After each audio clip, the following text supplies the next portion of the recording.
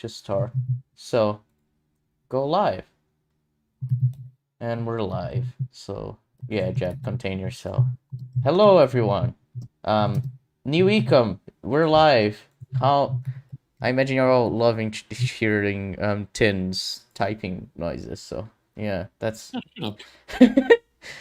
Oh, there's a Minions gif about sex offenders. Yes. Jeb, please just.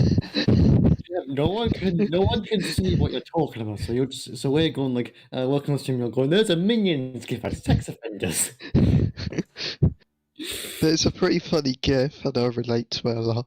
Wait, no. You relate to it a lot, of course. Well, No, all the right. sex offenders are fighting sex offenders. I can't relate. I'm not a sex offender. I'm You're a just sex person. defender, yeah. You know, No, you're just a Sonic in a Sonic suit. Yeah, I'm Sonic in a fursuit. I'm a sex defender. So, wait, so you're Sonic in a Sonic. I think there's a redundant step there. Tried to figure out which one. Sonic could be in a different Sonic suit because there's different Sonic designs. So you've been outsmarted yet again. So it's Sonic being disguising himself as another Sonic. That's what you are. You thought it was Sonic, but it was Sonic. It's like Sonic Generations, but IRL. Then it's Sonic dressed as another generation Sonic. Yeah, like classic Sonic might want to molest kids, so he's going to be modded Sonic. Why is that always your go-to? Fucking hell. Molesting kids is bad in case people don't know. Don't do it. Thanks, Jeff. We needed that warning. Especially you, Nightbreed. Wait, Zod, you're extremely low. I think you're like on your wrong mic. No. Hang on. I Sure, thought that I'll was pretend, like okay. someone speaking. Go through someone else. Background. I thought like. Yeah, I thought someone was echoing, but then I was like, oh no, it's Zod. Yeah. Anyway. But yeah, chat. Hello. How is everyone doing? There's a mini gif about sex offenders. Yeah, strike. That's the conversation we're currently having. I've celebrated Despicable Me 4 where Gru beats up sex offenders. That is indeed going to be the plot. I'm very excited. They've been hinting at that since the first film. Oh, we got a super chat already. Give me 1 sec so I can read it, because as always I forgot to log into Streamlabs. So yeah, just hold on. You Dumbo. It's tradition by this point that the first super chat always takes the longest to get read. So do not worry. I like how the users are just normal usernames and then TDs. That's me. I imagined, yeah. Wait, I didn't even get a chance to put my user. Oh, Zod, you sound better now. So if whatever. Let me try again. I want to have my own nickname. Sure, Joe. You don't have to leave the room. You can... Shut the. Yeah, you can just click on your username and change it, but whatever. That's what I'm doing now. Yeah, Ethan super chatted saying, "Can you all commit war crimes on the next ECUM, please? After you do, Pimp Daddy Young can be kicked off the show." Well, then it seems kind of counterproductive for me to commit war crimes. So, I'm not gonna commit war crimes. But if everyone else does, then that's fine, I guess. I mean, I am committing a war crime. It's called my existence. Oh yeah, Jeb, that's a good point. We have to talk about that. That's a weird way of making me reminding me, but yeah. So. Oh, that wasn't the attention, but you're welcome. Thanks. What? So we need to talk about some shit that went down last week, this week, whatever, with Chase Face. Yeah. So basically, Chase Face's ex-girlfriend, she came out with some allegations about him with some supporting evidence, which tied with the evidence from 2020 of the docs that they had on Chase. It seems to paint a pretty clear picture of how of the kind of person Chase is and what he's done to her, Kyla, and other people in his life. And so we just wanted to bring light to that, and also I need to get the link to the thread Fucking see, I do I'm want not to prepared. make clear as he gets a link, do not harass Chaseface, do not abuse Chaseface, do not harass Kira, do not abuse Kira or anything. Yeah, it's simply just spreading information just so you're informed. And get the fucking link. Fucking I don't know. Just Kira wants to be left alone. She's got her conclusion. Yeah. So yeah, only talking about this considering, Chase was a guest on ECUM a few times, even as recently as ECUM 25, which is the anniversary one, which in retrospect kind of aged well, especially him defending Soapy when we made fun of him in that stream, but whatever. So yeah, if you want to get informed, just check out that thread by Kira, and yeah, we will not talk more about the subject, especially because of how she has said that she just wants to move on from it. So yeah. Yeah, just we're disassociating. Yeah, completely. We do not associate with Chase at all. He's blocked us on Twitter even, so yeah. Yeah, for any streams that we have on, we'll put a disclaimer in the comments or something for anyone who's not unaware of it or unaware of our statement here. Yeah, that's a good point. Actually, we should do that for the ones we have Soapy on as well. Yeah, I'll do that once the stream's over. And Alright. don't worry, we won't make Chase a dull cow. He's not as funny as Soapy. No one will ever be as funny as Soapy, unfortunately.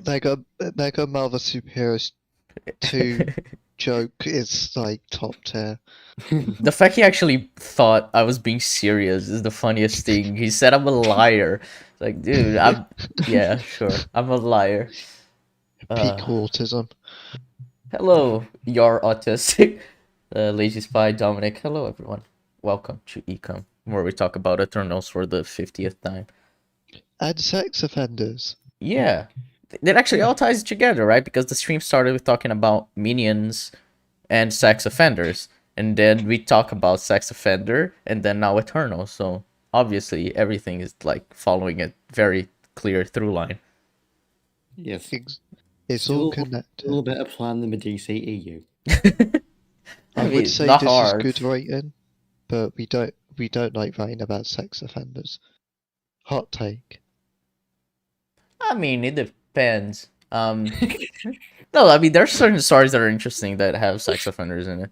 I'm trying to think of one. Are you hinting at your own life? No, my life isn't a story. My life is just pain. Sure. So, I was about to say a tragedy. Oh. I mean, Or a it is a comedy. tragedy, but no. But if it's a comedy, then it's a story, isn't it? yeah, I'm bored of the crime. Your life could be a joke. It doesn't need to be a story, and that's still comedy. Philosophy. But how would you classify a joke then? Not who's there, fag who, fag the Jews. Haha. Right, but that has Okay. that is a story you made up, so that kind of just supports my point. No, there's no story there. How there is a clear story. There are two characters talking to each other. One is knocking, and then the other answers, and then Who said they were talking? It could be a narration. But if it's a narration, then it's still a story, isn't it? The narrator telling the story. What if the narrator just says the alphabet and then that's the joke? Is that a story? Well, I guess because the narrator saying the alphabet is the story. I don't know how So that would then be is- comedic though. I mean, people can find the alphabet funny. Like they hear the letter S and they think sex offender, and that's funny. Well, I'm glad we came back to this. Well- I mean, that's how the conversation has. Okay. That's a way to interpret the letter S. It's not an S. On my world, it means sex offender. I want to see if I could say a slur in every letter of the alphabet. No, I think no, Z would no, be hard. no. Ed would be really easy. Oh, So yeah, Peacemaker. People are talking about it in chat. Yeah, Peacemaker's really good. Oh, that happened, yeah. Sonic Yeah. should be yeah, that's called Super Sonic, you degenerate cunt. Alrighty then. That's not a good joke. Get a heart attack and die. Sure. I think this might be a most chaotic start to a stream ever. I mean, yeah. Probably. You're welcome. Other than ECUM 5, where we started, and then I was like, oh shit, I'm recording, not streaming. Which is a story that people who watch ECUM have no idea about, but that was actually a thing that happened, so. Oh, that takes me back. Arcane. No one really has watched Arcane, you little simp, apart from me. Hasn't So... Zod watched it? I've watched 3 episodes. Oh Yeah. yeah, because you're the only one. Yeah, fuck it, Yeah. fuck the other two. Pathetic weasels. I'd Zod. rather not. I'm Zod. not into you. Let's create our own podcast called ECUM, and we just talk about Arcane. Arcane Like, come. That's Yeah. that's what the acronym means, right? yes, Sure. it's very original. The Yeah. Arcana come. Peacemaker is Arcane. good. Peacemaker is fun. really good. The finale was mixed, but it was really good. Peacemaker finale was among one of the best.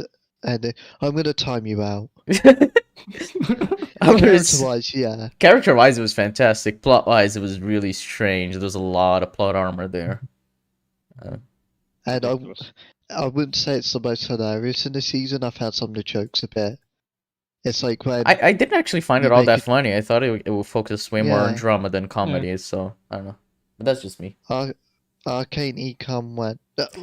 We don't know if there'll ever be one. I'm not gonna lie to you. Yeah, because I need to watch it and need to watch it, then we actually need to care enough about it to talk about it. When we have a lot of other topics, so who knows? All right, I'll praise Arcane now. I'll Hold on. do it very There's a briefly. super chat just before. Dominic saying no Peacemaker. Fuck.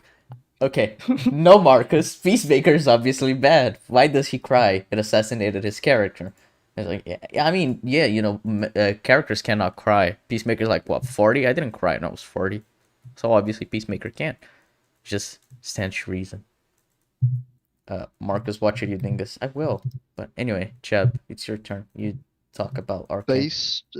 Based on the 4 episodes of Arcane I've seen, I've been very busy with uni, so I'll allow it.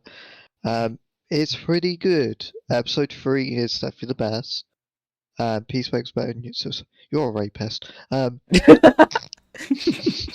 definitely sorry, I was didn't not mean that. better in the Suicide Squad. He definitely was. He has so much more depth in his own show.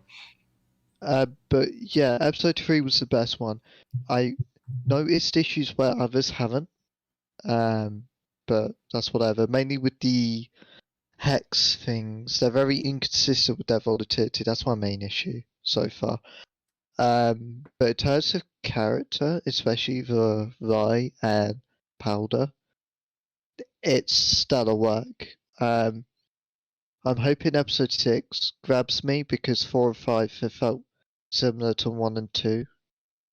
The animation style is one of the best I've ever seen. His TV show's writing was Zack Snyder levels. Do you care to elaborate at all on why why Peacemaker is Zack Snyder level? I'm actually interested. If you've got any criticism about Peacemaker, I'd actually like to know because I do have issues with Peacemaker. Yeah, the show is Especially far with the from twist. perfect. Yeah, and the twist at the end, there are definitely things about it that are iffy, to say the least. But yeah, Arcane, I'd recommend it to anyone so far. I know Shandy's on the other side, but I have agreed with some of what Shandy said. But I don't know all his arguments. But I will say episode 3 is at least a 9 out of 10 based on first viewing. Like, there's some issues that would lower it down, but then the characters rating just elevates it so much higher. Very good stuff. Ethan super chatted saying Supersonic doesn't exist. Jeb is too old to comprehend this or anything at all. There's a digital fucking law behind Supersonic. Ken Penders. Another thing for this podcast: don't insult Jeb's knowledge of Sonic. But yeah, I am interested. I am interested in what Shandy's arguments are. I know he's making a video. Because he may have noticed stuff I haven't. You never know. Fucking Bootneck wants me to talk about Licorice Pizza. That was a really fucking good film. It's the first fucking Paul Thomas Anderson film I've watched. It was really good. Really surprised me the direction it went because I didn't expect the film to be about the relationship between a 15-year-old boy and a 25-year-old woman, but How such is hot? life. Sure, Jeb. But it was really good. I think in terms of character work, it's really fantastic, and I really like the way it was shot and how it felt like really like trying to capture the feeling of the 70s, kind of like Once Upon a Time in Hollywood did for the 60s. So I really like that. I'm currently 6 pages into the script and halfway through the first episode. It's going to be an in-depth analysis in the same vein as my Spider-Man videos because that would just be too long. But yeah, I can understand that because, TV show. Yeah. Either Rez is writing a fucking essay or they've given up. I don't know which it is. I'm getting concerned. Rez, please There's a calm down. 200 character limit on comments, so you'd expect the first comment you already have come through. Yeah, like I don't know. I think Peacemaker makes up for in its character, right? In whatever plot shortcomings. Yeah, the plot is not perfect. I'd say the plot is like a 6 or 7 overall. I'd say 6. Character work is like high 9. It's really good. The issues, most of the issues are just come from characters being a bit retarded at some point.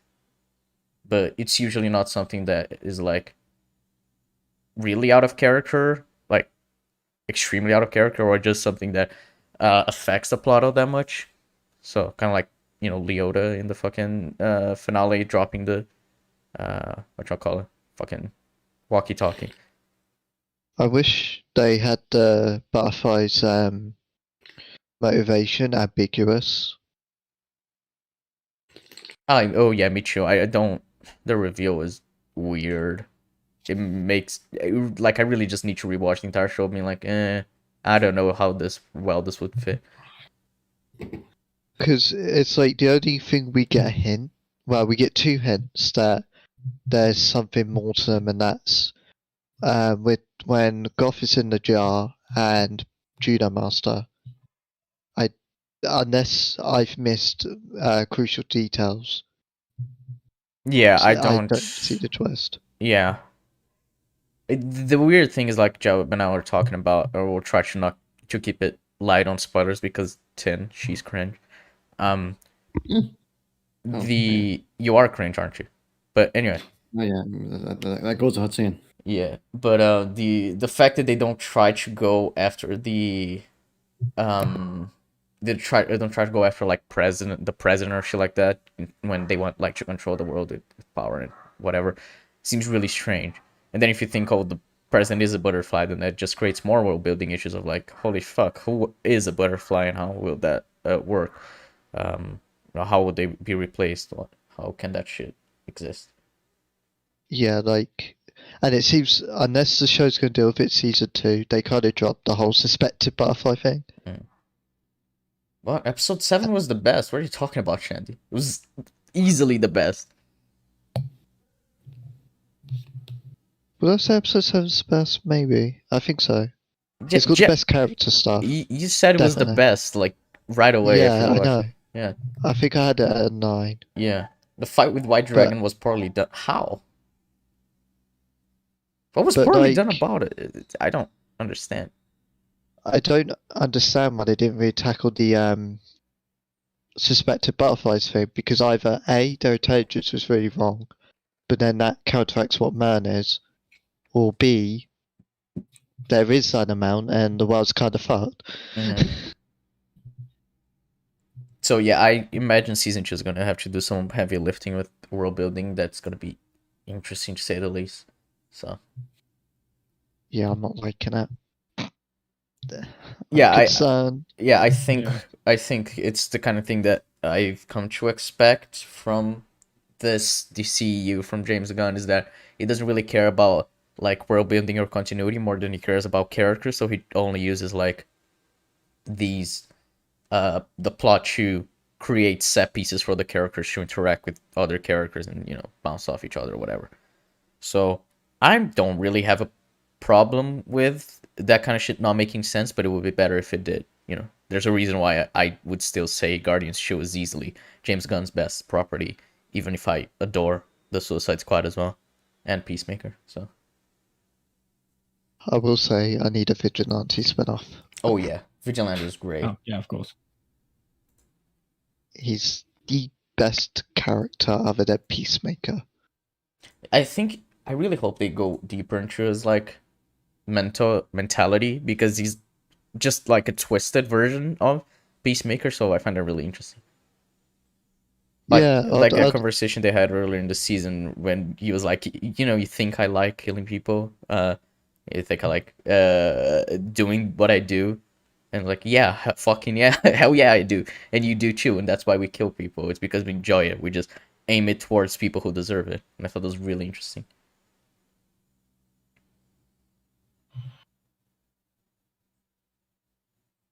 he has abilities that come out through steel in one use, but it only sets Peacemaker flying. I don't recall if his suit has damage protection, but I imagine White Dragon be aware of that and aim for The head.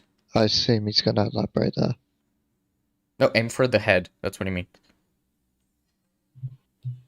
Instead of aiming to the fucking chest. That's assuming he'd be able to hit Peacemaker, right? Yeah. And there is the consideration that if we make any argument that White Dragon should kill Peacemaker instantly, it's worth noting that he clearly wants Peacemaker to suffer before dying. Yeah. Yeah, he wants to make a point to Peacemaker to show that he's stronger. Just killing him right away would not prove that. So, yeah. Man, when he hits Eagly, fucking Peacemaker's like, nah. That shit. I love that moment. Yeah. That episode's so good. Fucking hell. But, yeah. He wanted to give a speech. He did indeed. He was giving a speech to Peacemaker to prove that he was stronger and that Peacemaker could never just, like, go against him or whatever. Yeah, it does look like he wants to Peacemaker to suffer. Be like, oh, you were responsible for your brother's death. I should have killed you a long time ago. You're pathetic. You're a fag and shit like that. Yeah, he wants to belittle Peacemaker as much as possible. So I actually thought Vigilante was going to die. I was like, no. Oh yeah, me too. Alright, so I think now we are ready to start fucking the no, we're not ready to start fucking. We're ready to start watching the Filmento video. I'm sure, Tin. So horny motherfucker. Alright. I'm going to have to leave because I've been sexually harassed. Goodbye. Bye, Jab. Oh. So anyway, Eternals. Well, time for the stream. That was right? just us three. Oh, Yeah. fuck. I wish. Alright, so is everyone ready to start talking about Eternals again? And before we do, I just want to share how beautiful this thumbnail is with Oh, everyone. he's still not doing the weird oh my god, he's still doing Oh those my thumbnails. god. Oh, why? Isn't this the best thumbnail you've ever seen? Because it is the best thumbnail you've ever seen. If that's not a failed abortion, I don't know what is. Dude, his thumbnails are hilarious. I love them. It could be worse. It could be the Thanos rat. That's like if you got a Thanos, right? coat Yeah. Oh man. That's like if you're a fetus and you got scraped by the coat hanger. Jesus Christ. And also, I'm loving the great big red failure in the background. Oh yeah. This video is called "How to Make a Terrible Marvel Movie: Anatomy of a Failure." So, interesting. Okay. Alright, let us get started. This video brought to you by Fabulous, an app that helps you build that's healthy loud. habits and complete your goals. Right now, 25% off. Also, I need... I just want to point out, if you have to pay an app that helps you reach your goals, it's probably a scam. I mean, yeah. You could do this for free. Okay, I just want to read this. Winner of the prestigious Filmento Award for Best Movie Ever Made. But you just see character, this Captain Jack Sparrow guy. I'd like to see more of him in the 6th film where he closed out his story. Okay. So he thinks Pirates of the Caribbean, Dead Man's Chest. I don't know if that's I haven't watched the Pirates of the Caribbean films. But like, he thinks this is the best film ever made? Okay. That's I don't associate with woman beaters, literal. That's will help to complete a Sure. very important New Year's resolution, so please stick Okay. around till the end. alrighty. Sure. He really spent time tracking the movement in each keyframe to make the Marvel match the face and the camera movement. Good on you, Filmento, Right. but like, Is this why? a deviant, sir? Yeah. It's a beautiful creature. Oh man, he went to a lot of effort for that. Yeah, he fucking It's okay. I thought he it's messed it app. out. Yeah, he messed it out when Sprite walks. Wow, congrats! I mean, that's a lot of effort that you went through in editing. So hey, good on you. It's the app. It gave him the motivation. That 25% off. It helped well. Yeah. It's a beautiful creature. What? This? No, it's What are you talking about? Marvel is proud of Eternals, otherwise they wouldn't have released it, you moron. You can No. say Marvel. You need to say like audiences or like critics on Kingo's face. Yeah, why you have Marvel on the other one? I don't. They literally. Yeah, exactly. It would set make up way more future films. sense if it's Marvel on the director's face. I forgot his name, and then you have like audiences on Kingo's face. Like, idiot. Let us see Marvel's what. Eternals made history recently by not only becoming the lowest grossing MCU theater release in a decade, but also the lowest rated MCU release of all time, all of which adds objective validity to the statement that it's a terrible Marvel movie. What? what? No, it doesn't. Oh. That What? doesn't. Objective validity to the statement. Okay, so let us. Okay, I'm gonna venture into Google here, and So 1960s America with the racism added objective validity that black people aren't equal. I just want to. Okay, so appeal to popularity fallacy. This is what we call a social phenomenon. So here, appeal to popularity fallacy is exactly what this is. Like 100% without a doubt what he's doing. So I just want to put it here and say that he's literally just using a fallacy to make this point. So yeah, good on you. That's a fantastic first point. Lowest earning Marvel film in the middle of a pandemic. I know. People don't remember that. Fucking the circumstances in which a film was released are heavily important to show how much money it's gonna make. So, yeah. Is it the lowest grossing MCU movie? It's not, is it? I think it's the lowest rated one on Rotten Tomatoes. No, but It's the he lowest said rated one. Yeah, he said lowest rated and lowest grossing. So let me check. That doesn't make Box sense. Office Eternals is Mojo. 7th. Franchises, Marvel Lowest for Cinematic grossing in a Universe. decade, didn't he? Let's see. Eternals is, I think it's above the Incredible Hulk. Yeah, It's above it Captain made America, the first Avenger it as well. made almost twice as much money as the Incredible Hulk. It made more than Black More Widow than the first in box Avenger. office. Almost as much money as Thor. Black Widow. Yeah, it made Almost made as much as Shang-Chi. indeed. So, not really doing that bad, is it? Yeah, the film didn't do badly at all. So, hey, he's wrong. Sixth highest grossing film of last year as well. Yeah. Now, that doesn't necessarily itself is terrible or that you can't enjoy it. I don't want to get too much into personal opinions because I'd rather not get roasted, but I personally did enjoy Eternals much more than expected. There's a lot of positives here. It's a fantastic visual experience, not only due Indeed. to its amazing, consistently changing aesthetics, but also because of the CGI action, which, weirdly enough, works. Can we point out how this film did?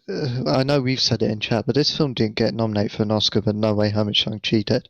Oh yeah, for VFX. visuals. Yeah, that's hilarious. Yeah.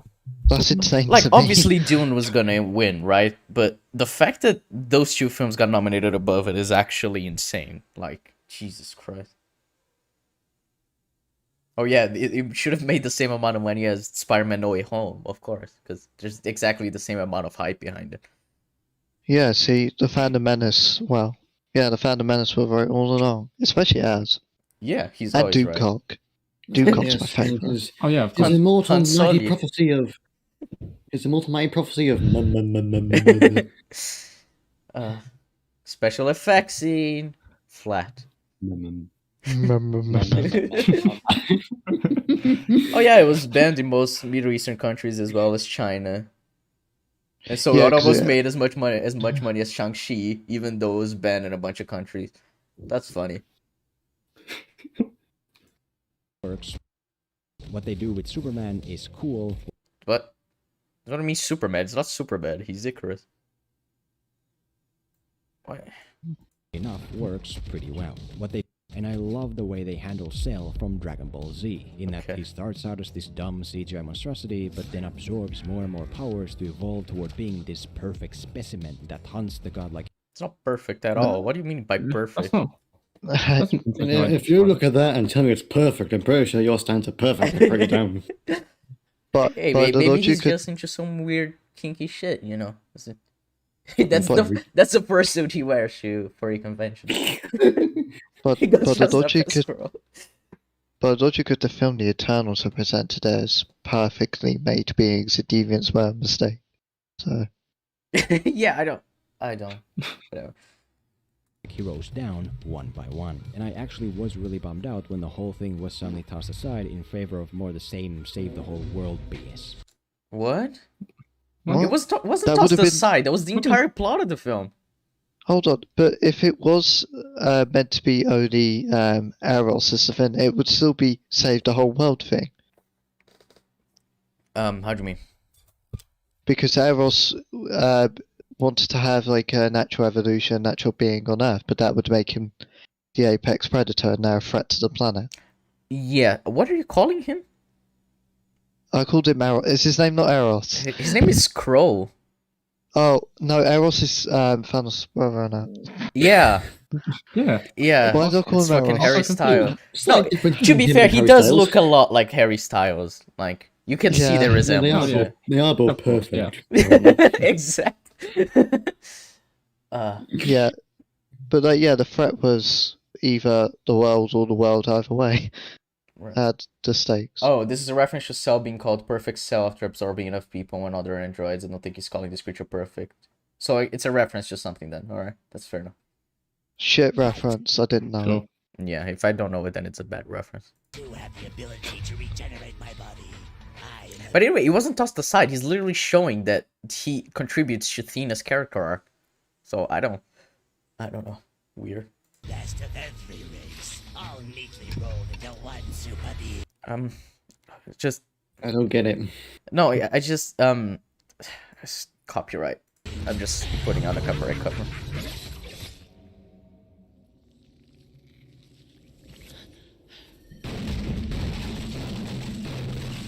He died after fighting with Athena. After she overcomes her fucking issues. Are you really mad that like he contributed to one of the main character's character arcs? That's insane. And literally got payback for Gilgamesh.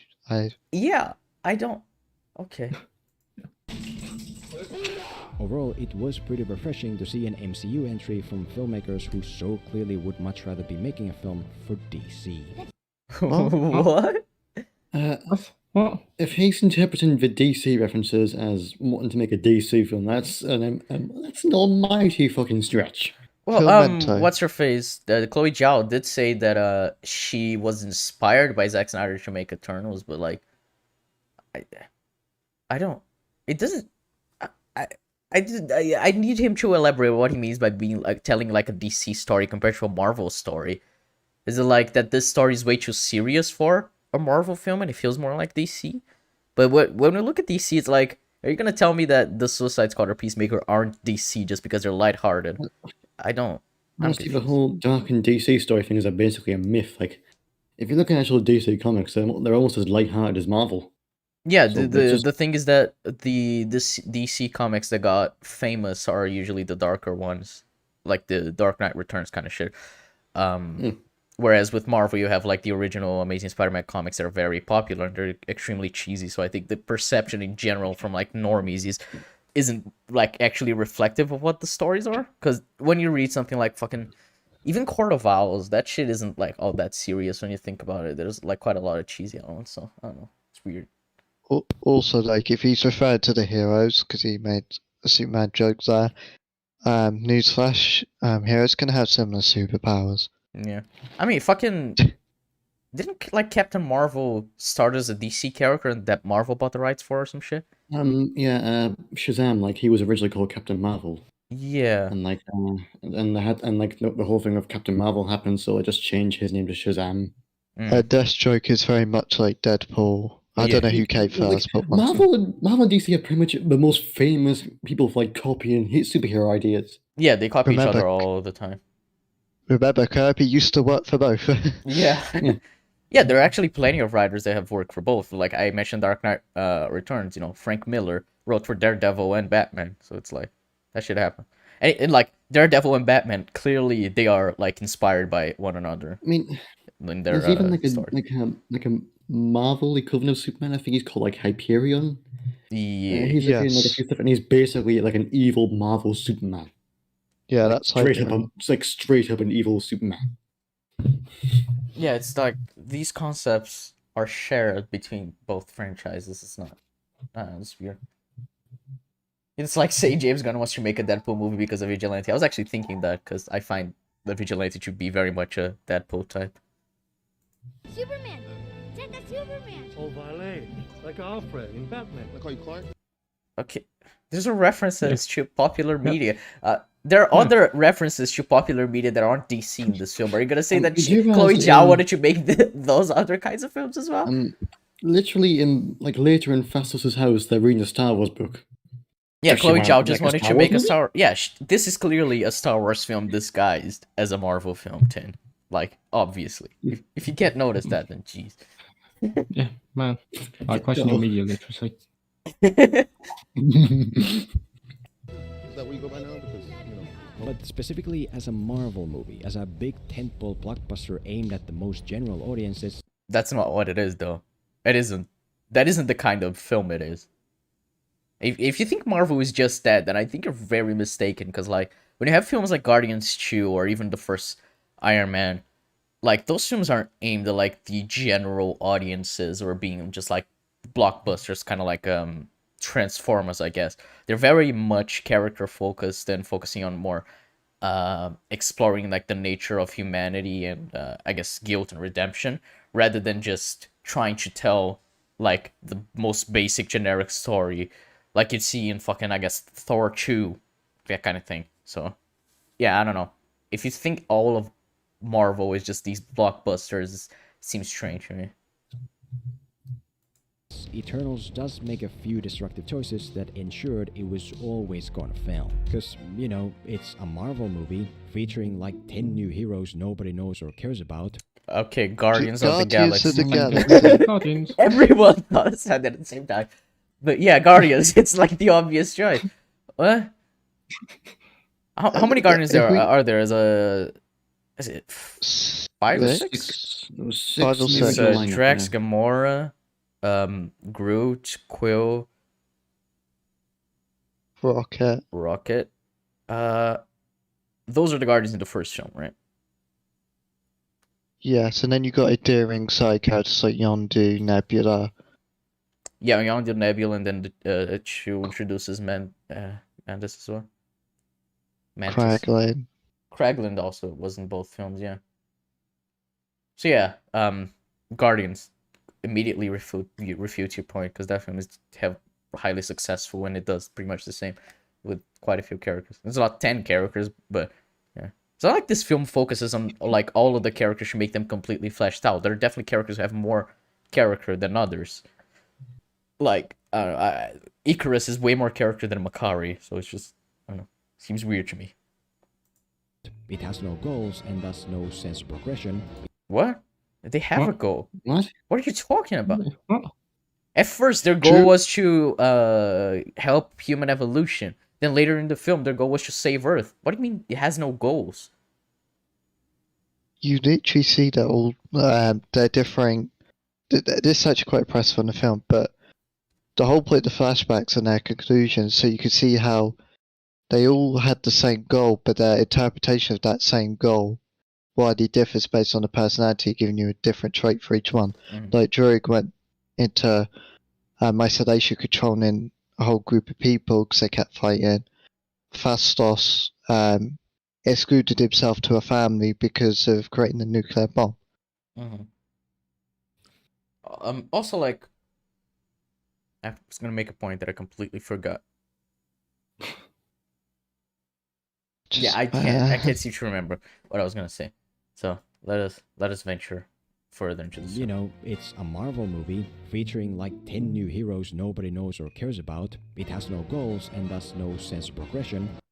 It was about this. Fucking, what was I gonna say? Oh yeah, Guardians 2, that film.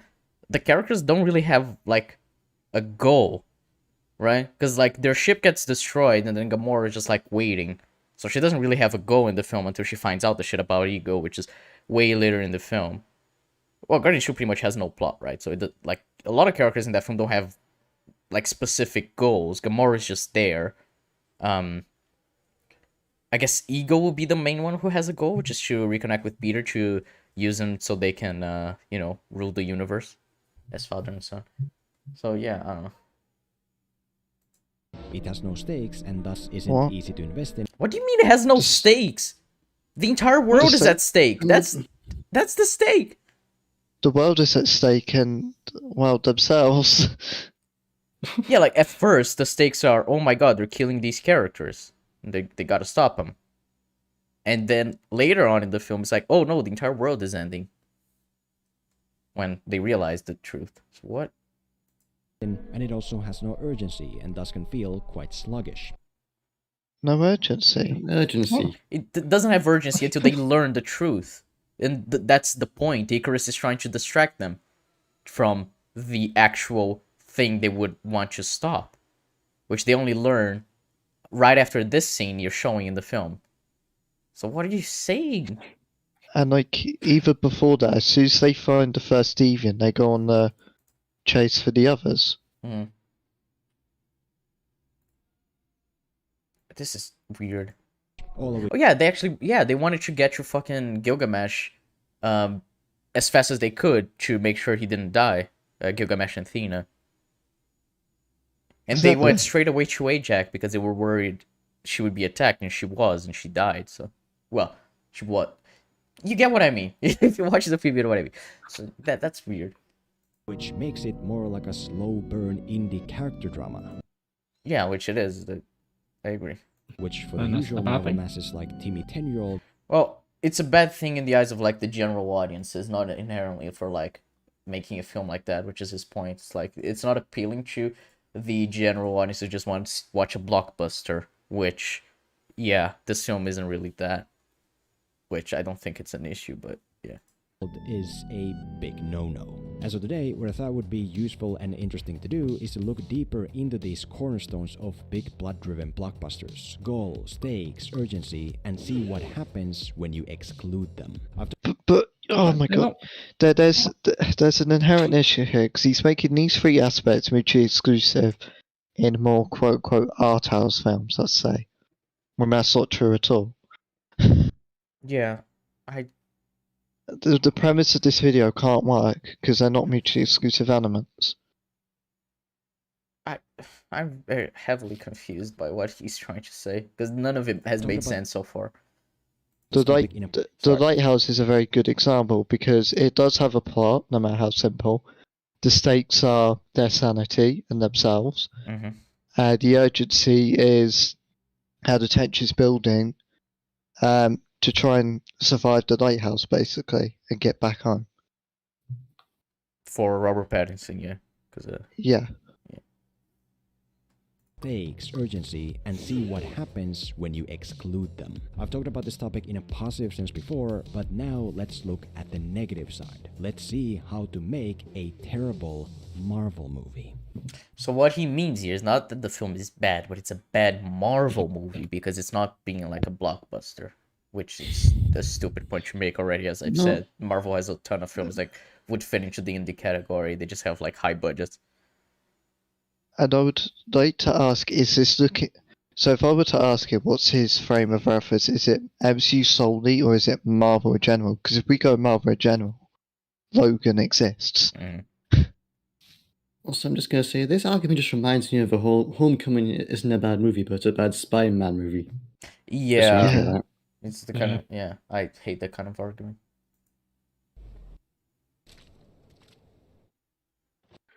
The what? That's a funny frame. It's just the what. Eternals is that it's not driven by goals, which destroys a sense of progress and makes. What the fuck are you talking about? It is driven by goals. Their goal is just survive. You don't think that's a goal? All characters have their own goals that clash or complement one another. I don't. What? What do you mean there are no goals? Please explain. Okay, let's see. Kind of aimless. What? You can clearly tell what the goal here is. Her goal is that she loves him and she wants to have a good time with him. That's her goal, to have a good time with him. Like, every scene character has goals, but it's like, you can't even say about this scene because this is before the plot starts. This is the first act. You can't say anything about like this before the inciting incidents. Like, until they get attacked by the deviant, they're not gonna have goals that are like plot related because the plot hasn't started. That's just simple how it works. What are you talking about? One half of this is the way we continuously pause the main story in order to do separate character exploration, which you can notice starting from the beginning. Essentially, our immortal Hold on, but the character moments you're talking about are either A, define the goals, or B, progress the goals. It's the same thing as in when you're watching Arrow, it has the flashbacks to the island. It's the same thing. It's showing you the character pieces from their past to inform why they are the way they are in the present. Or how Lost does with the character exploration episodes, especially earlier in the show. A great example is when they split off, seeing how Druig doesn't want conflict and argues with Icarus, and then that explains why Druig's controlling a load of people. Mm-hmm. And wants to be left to himself and despises Icarus. Whatever. Let's see. Space god hero Cersei is living a normal human life with normal human Jon Snow when they suddenly get attacked by an evil space alien, which is crazy because they were defeated thousands of years ago, which then sends... Thousands? It wasn't thousands, it was 1521. Yeah, it was 1521, so you're wrong, it's not thousands, it's hundreds, but whatever. Cersei on a journey with her old friends to find all the other space gods to defeat the aliens. Superman! That's Superman! That on the surface is our main goal, but as we start progressing toward completing it, watch how it plays. We head out to find... Oh, wait, pause that, because we first go back in time for character stuff that in no way advances that mission in the present. Yeah. Film is about plot and characters. And then sometimes you have to develop characters, sometimes you advance the plot. So, when, for example, they're going after Ajax. So what you're going to do, instead of simply just cutting to Ajax, you're going to fit in a character scene in the middle so that we understand. But also that scene, if you remember, right after this, the camera zooms into Ajax and she's inside that temple. And she talks to Erisham. And she's like, you know, this planet is special. Maybe this time the price you pay for, you know, the emergence is too high. So that does advance the plot because it is showing what like how that there is a threat looming by Erisham that he could impose into this world that we don't know of yet, specifically because you only learn after because of Icarus. Also, it's like, I don't think I need to tell you, Filmento, that films can have sub-goals and they feed into subplots or character conflicts. A film is more complex than its main narrative. Yeah, it's like these character moments help inform the decisions the characters make that affect the plot later on. So you can't say that they don't affect the plot at all. It's weird. Really weird. We get to see how the space gods have acclimated to living on Earth, how they get along with each other, how they care about each other, what kind of a significant role they play in the evolution of... I kinda wonder what that means to the main plot. No, that's completely unrelated, Jeff. Of the human race. I present to you... The plow. The plow. Because that's what it does. Because that's what it does. Plows dirt. Plows dirt. Hey. Another group of settlers. Okay, I'm just gonna pause because of copyright. Putting Minecraft music in this isn't gonna further your point. But okay, This is what we call poisoning the well. Yeah. I'll see you later, Shandy. Yeah, it's pretty much just like, oh, see, this is a scene of characters stalking. This is boring. Put Minecraft music. I don't know. I much prefer characters stalking than just like purely focusing on plot. Not inherently, because like Tenet, for example, is just like extremely plot focused. But when you have a film like this, it's like, yeah, I want to see these characters interact. I really like them. There's no goals here, despite Fastor showing his goal to advance human society. And then Ajax holding him back because she doesn't want humanity to advance too fast or to get scared. And Cersei showing her love for humanity because she has been, she found out just a new group of people that she wants to help. So, yeah, definitely, these characters have no goals whatsoever. Okay, unpause, because in the present it turns out that the aliens have killed one of the other space gods and apparently absorbed her powers. The deviant that attacked us in London killed Ajax and absorbed her powers. Deviants have never done that in the past. It healed itself just like Ajax. That proves the mission to be crucial. We really gotta hurry up and find our team, so... Oh. Yeah, so they go directly to Gilgamesh. Oh, pause that, because we now go back in time again to explore the darker side of being a space god living on Earth. Yeah. Because it informs. Because it informs their character. You can't say these are irrelevant. What are you talking about? It's like, so like, oh, I can completely understand being like, they're redundant scenes or something like that, where it's like, we already know this, you don't need to show it again. There are certainly other franchises that do that a lot, or films that I've seen just like hammering home the point over and over when it's unnecessary, when you can just like cut down. But Eternals doesn't do that. All these scenes are establishing new aspects about these characters, especially because which characters interacting with what characters in each scene changes. So it changes how their perspectives bounce off each other and what we learn about them. So there's nothing here just like being learned that we don't need to learn to understand why they're doing what they're doing in the present. Because like what Filmento is saying here is that the film would have been a lot better for, I guess, for I don't understand. That they would have clearer goals if we knew less about their characters? That makes no sense. Too much. We get to see how the heroes are bummed out about humans not being so great with evolution. We get to see how they disagree on whether or not to interfere and then go their separate ways. Best scene in the film, by the way. This scene, easily. I love Druid. I want you to go out there and live a life for yourselves. What? This is informing character-driven goals. Stop it. This is informing why they haven't seen each other in such a long time, why they separated. This is relevant. Find your own purpose. Okay, unpause, because now we finally find a member of our team and get him to join the mission. And then we even find a couple more. Now we're making progress. Oh, pause again, because now we're once more just hanging out to explore character stuff and get backstory information, which again in no way directly advances our current external journey. What? Well, so, okay, so they meet these characters. Their best friend just died. All they do is like, okay, let us chill for a moment before we go to like the other side of the world to get Makari and to get fucking Druid. And also she throughout all this time, Cersei has been trying to talk to Arishem, but she hasn't been able to. So it's not like the plot isn't advancing. She's trying to, but she can't. And then the point is that she needs to try again with I don't remember the exact dialogue, but yeah, there's a character moment that informs how she can talk to Arishem here.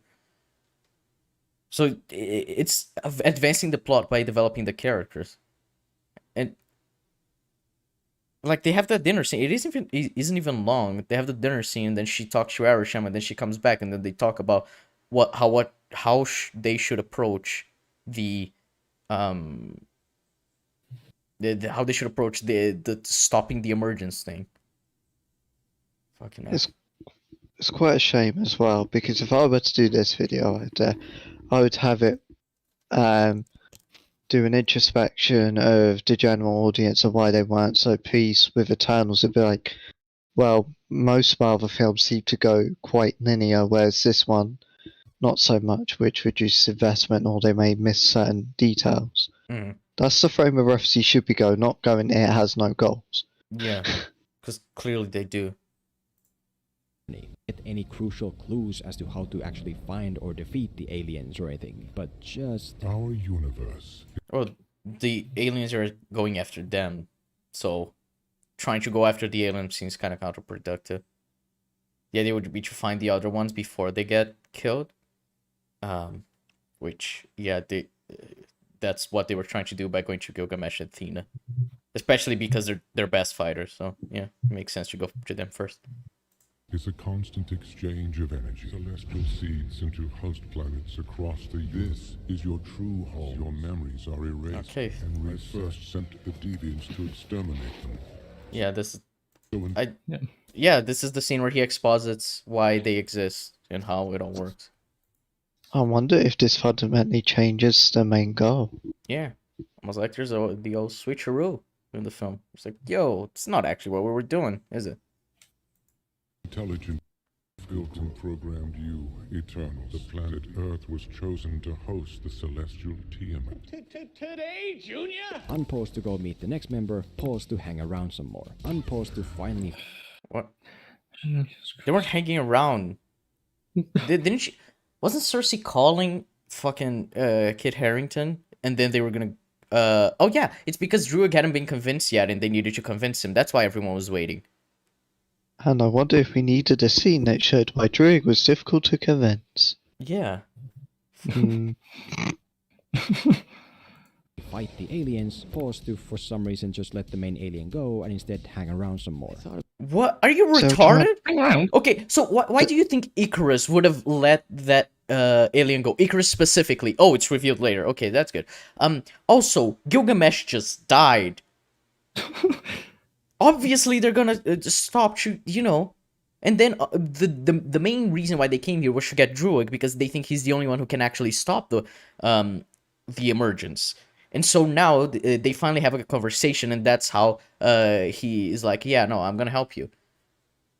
And he, you know, talks about what he loves about humanity is their flaws because that's what makes them human. So it's like there's no time being wasted by the characters here. What about taking mind of every human on this planet? Unpause, pause, unpause, pause.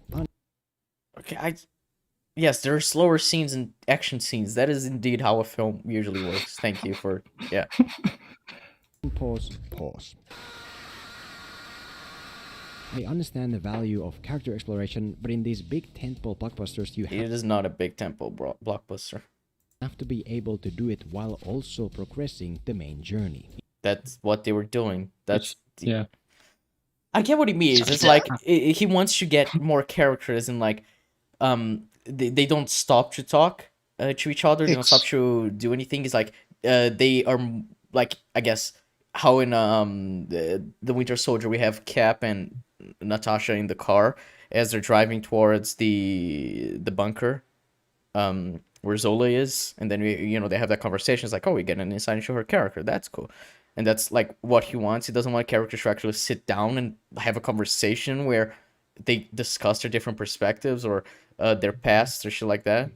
Because I guess that's not giving a sense of progression, even though it is progressing the same way. I'm just like, imagine saying this, and then Guardians 2 exists. Guardians is literally a film with basically no plot. It's just characters talking for most of it. I just realized why he's kind of doing. It's like in Madvocat's videos where he says, "Don't stop the talk, don't stop the talk, don't stop the talk." Yeah, some of the characters just, man, yeah, because characters talking and trying to convince each other to take part in whatever is happening definitely isn't important. I guess he wants them all to just be okay with joining the mission at first. Like, that's not how it works, really, is it? And to understand why it's not how it works, we need to learn more about their characters, so... Because otherwise, we'd have, like, a really bland with a film with really generic characters. But the way this film explores their backstories to inform their decisions in the present is what makes it interesting, because it makes the characters way deeper and more three-dimensional, I guess. To be honest, even Guardians 1 doesn't have that much plot, because the main characters are like mainly argue with one another, don't have a clear sense of direction to the third act. The plot was they need to get the orb to the collector, and then when they get to the collector, it changes to we need to not let Ronan get the orb. He does, and then they need to stop Ronan. So it is kind of a bit like Eternals, where they have a main goal, and then that goal changes once they learn new information, the information was how powerful the orb was. So yeah, it's pretty much the same as Eternals in that sense. But I would say it has more of a plot, as in, they have something to do rather than just characters talking or standing around like Guardians 2, where it's just basically just that, other than like Rocket and Nebula and Yondu, which even then their goal was to save Quill from Ego. So yeah, I would say it's like very much just character focused, especially because they're locked up for a huge portion of the film where they're just talking. So, and it's great. Guardians was phenomenal, yeah. Infinity War always keeps the characters moving to their next destination, even when it explores them and their relationships. Hold on. Didn't they have There's a scene in Titan in this film? That is also true. But didn't they have a scene in Titan where they're waiting for Thanos to arrive, or they're just talking? Yeah. So he's wrong. To be honest, there's quite a lot of scenes where characters are just talking and nothing to or. Oh yeah, in Sanctorum, fucking Doctor Strange, Wong, Tony, and Banner are just talking, and then the ship arrives. They didn't really have a goal in that scene. They're just learning new information about Thanos from fucking Banner. There are scenes like that then. There's scenes where fucking remember when they meet Rhodey? Like that scene is just them talking, and then we have like Bruce and Natasha acknowledging each other. Like that doesn't really advance the plot. It's just being like, yeah, these characters had a romance thing. So obviously they'd be like, oh hey, I did, yeah, pretty awkward, isn't it? So like, I don't know. It's kind of seems like the same thing. I don't know. Or like, let's say, remember when Gamora attacks and kills Thanos, and then he's like, I was just, fooling you, bitch. That scene literally had no purpose at all plot-wise, other than showing that Thanos wanted to see if she was capable of killing him. Plot-wise, that didn't change anything. If Thanos just grabbed her and then, took her with him, then nothing would have changed, because he already had the reality stone. So that scene only exists for character. Thanos, because of the inherent fact that we don't get much on him, relies on character exposition by him or other characters describing him. Yeah, kind of like when he's talking to Doctor Strange as well. Like, they could have just fought, but no, they stopped and they're talking. In Titan. So, yeah, Filmento is wrong.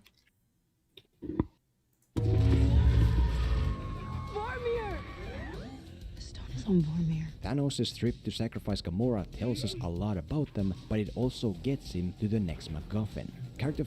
Surely Phastos creating a nuclear bomb and breaking down in tears tells a lot about him and informs his decisions throughout the film. I'm trying to... It's like, using that example of like the Phastos. Like, okay, that informs his decision to leave the world and just be out of it, and that's why when they go to meet him, that's why he doesn't want to join them at first, and so him joining takes a while. It's like, yeah, that's why that happens. So they need to just sit down and convince him. So that's advancing the plot, because they need to convince him for the plot to be able to advance, because they need Phastos because he's the engineer. I don't see how that's not advancing the plot at all, but okay. Flashbacks are fine, Preferably still about the main journey. but when They are. How aren't they about the main journey? Please explain to me. keep happening for 10 plus minutes at a time, the general audience kind of forgets the main reason they're watching the movie in the first place. Oh, they're stupid then. I'm sorry, if your audience can't handle a 10-minute sidetrack, then yeah, I'm not. They're like toddlers. Pretty much. These act like side plots. Mm-hmm. Fucking hell. You're not in-game. You haven't earned the right to have characters just hang out without... What? What? You haven't... That's not how that works. You don't need like 10 It's years exactly of the build-up. opposite. You have 10 characters you need to develop. Obviously, you're gonna spend time developing these characters. And the film's gonna be longer. Whereas Endgame already has developed these characters for like 10 years by that point. 11 years by that point. So obviously Yeah, they don't need the amount of time spent on Endgame on characters wouldn't need to be as big on like each character at least. Yeah, like Endgame's definitely very plot driven. It's got character moments, but it's why Guardians 3 is probably more likely to be plot driven than character driven because Guardians 2 did the framework. Mm-hmm. active purpose. Yeah. You need an external direction to always move toward. You are allowed to live a Stop life, you know? the Minecraft music. Yeah. Another good example. He even says in this scene, he will not let his feelings for Cersei get in the way of completing his mission. So that means he does have an external goal he's working towards. Another good example is the Avengers. Because you have the other films, you don't need to build up the characters bar really Hawkeye and Black Widow. Yeah, which are the ones that get, I'd say the most amount of new character stuff in it. But even then, that film is full of just characters talking. Because the plot is regarding Loki, but he's locked up for like half the film. Yeah, he has grand speeches, and then there's like moments with Hawkeye and Natasha or Fury with the rest of them about Coulson. Yeah, it's like there are moments where the characters are simply just talking. Like when Banner and Tony, they're like doing their fucking scan to try to find these not the scepter, the Tesseract. There are moments where like he's talking about, oh, what else is Fury hiding, and then he talks about that to Cap as well. That doesn't further the plot at all. That is only like doing world building and informing character stuff for Fury. It's like, oh, then is that bad now? Well, to be fair, he did say that Avengers was like the worst Avengers film, so who knows? He's weird. And then there's like Age of Ultron, which comes under a Marvel movie. That has a lot of moments where it's just character. Mm-hmm. Civil War too. Yeah. Oh yeah, Civil War probably the most other than Guardians 2, where it's just characters talk a lot during that film. Dominic super chatted saying, "Remember, Filmento couldn't handle it when Underwater explains the plan and doesn't realize the movie literally shows what path they're going to take to the station." Yeah, that Filmento video on Underwater was interesting, to say the least, because I really like Underwater, and I was like, well, let us watch this video, and it made absolutely no sense, as usually Filmento videos don't. So yeah. Go tell Cersei how you feel.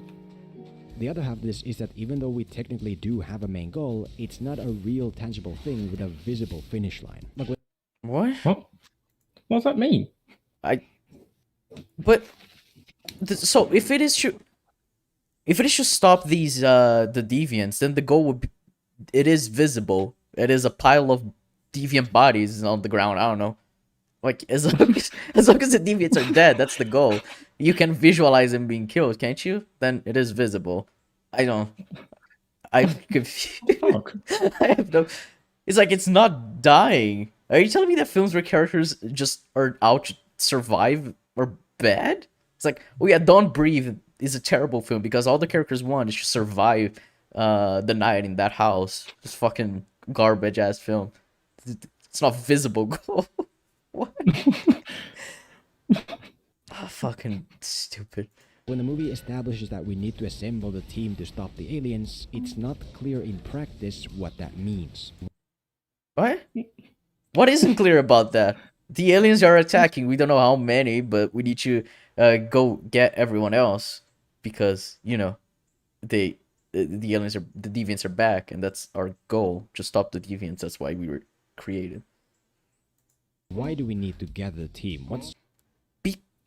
Because they're attacking. Because they didn't attack humans. They attacked the Eternals. They want to know if they're okay. Obviously, that, and because, as you would know if you watched the fucking flashbacks and paid attention to them, the Eternals exist to stop the deviants from attacking Earth. Oh, in that scene, she explains it to Kit Harington's character. She's like, you know, our goal was to stop the deviants, and that's why they didn't interfere in any human wars, human conflict. What's gonna happen when we do? How does that help us stop the aliens? How exactly? What? How does getting our soldiers together, whose only purpose is to fight the aliens, how does that help us to fight the aliens? That is a good question, Filmento. I'm glad you asked that because you're asking the real questions here. Was he smoking something when he made this? I don't know. It feels really like he's like on a bad trip. It is pretty. All right. Are we even gonna stop the aliens? Do we just kill them one by one, or is something? Yeah, that's why there are flashbacks of them killing the deviants. You know, maybe the flashbacks kind of inform these questions you're asking. Potentially. I gotta ask questions about certain video essays. Do they just have like random deadlines and like shit? How do we fill this void? I know that's random topic that makes zero sense, but we'll go with it. That's what this video feels like. Pretty much. This video is aimless. The irony in that. Yeah, I was gonna say.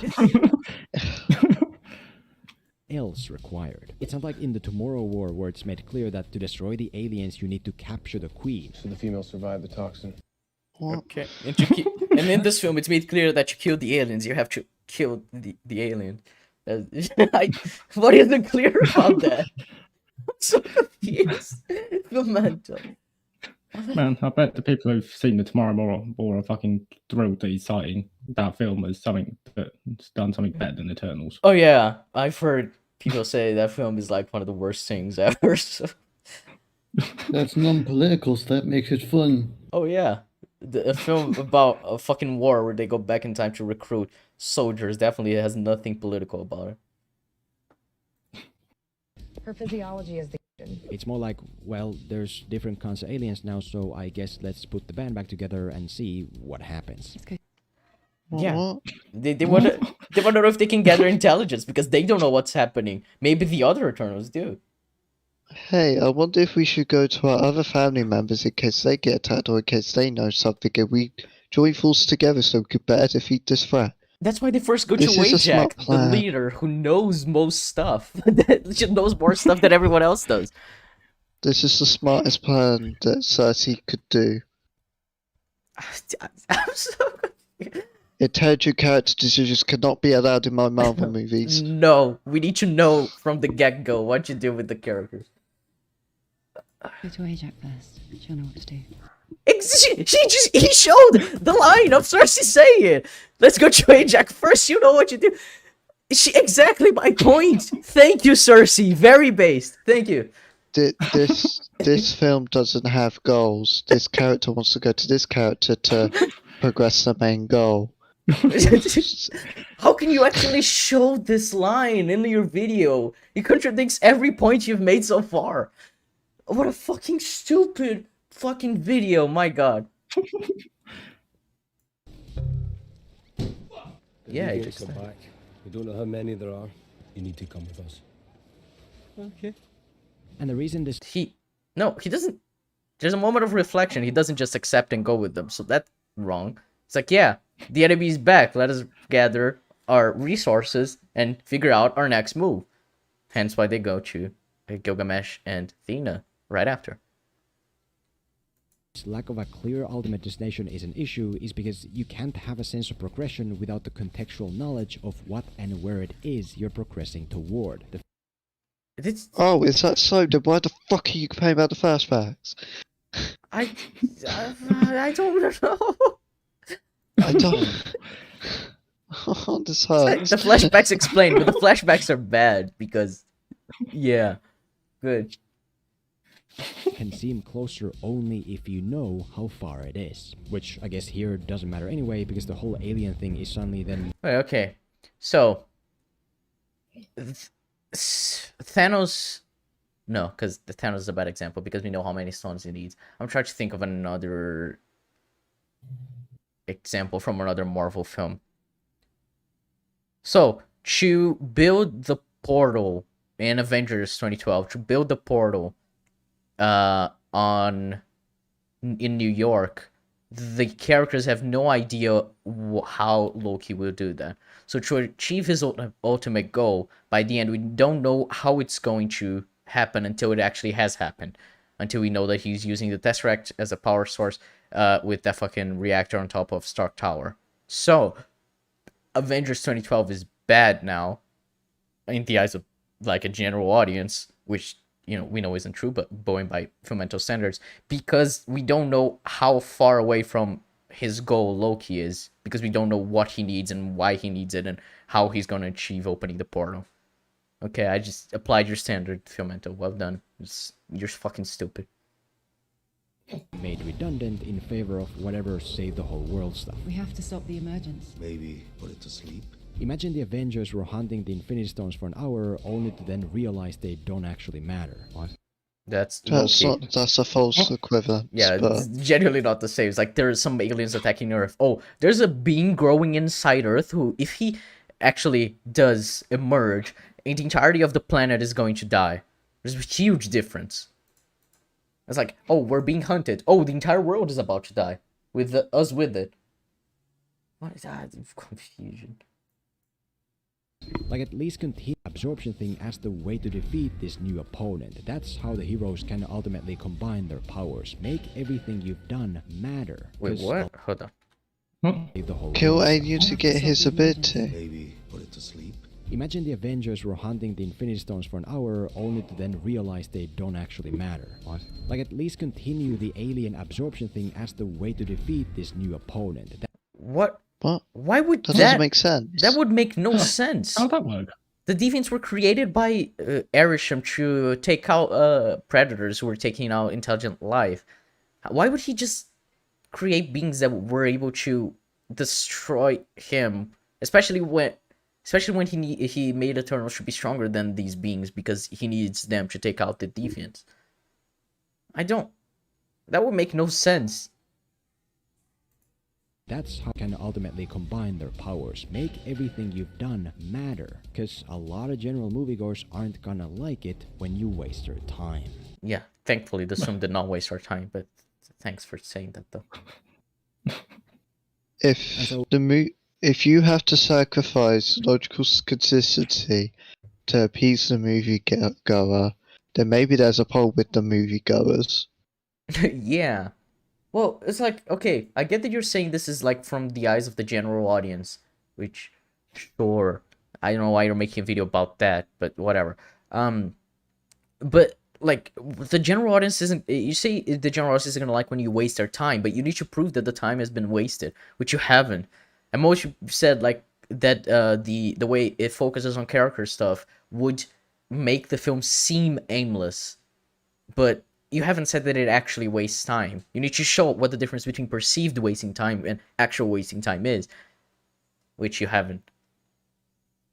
So, to avoid this problem, identify a clearly tangible end goal and then have each and every scene progress toward it. It does, but okay. The why.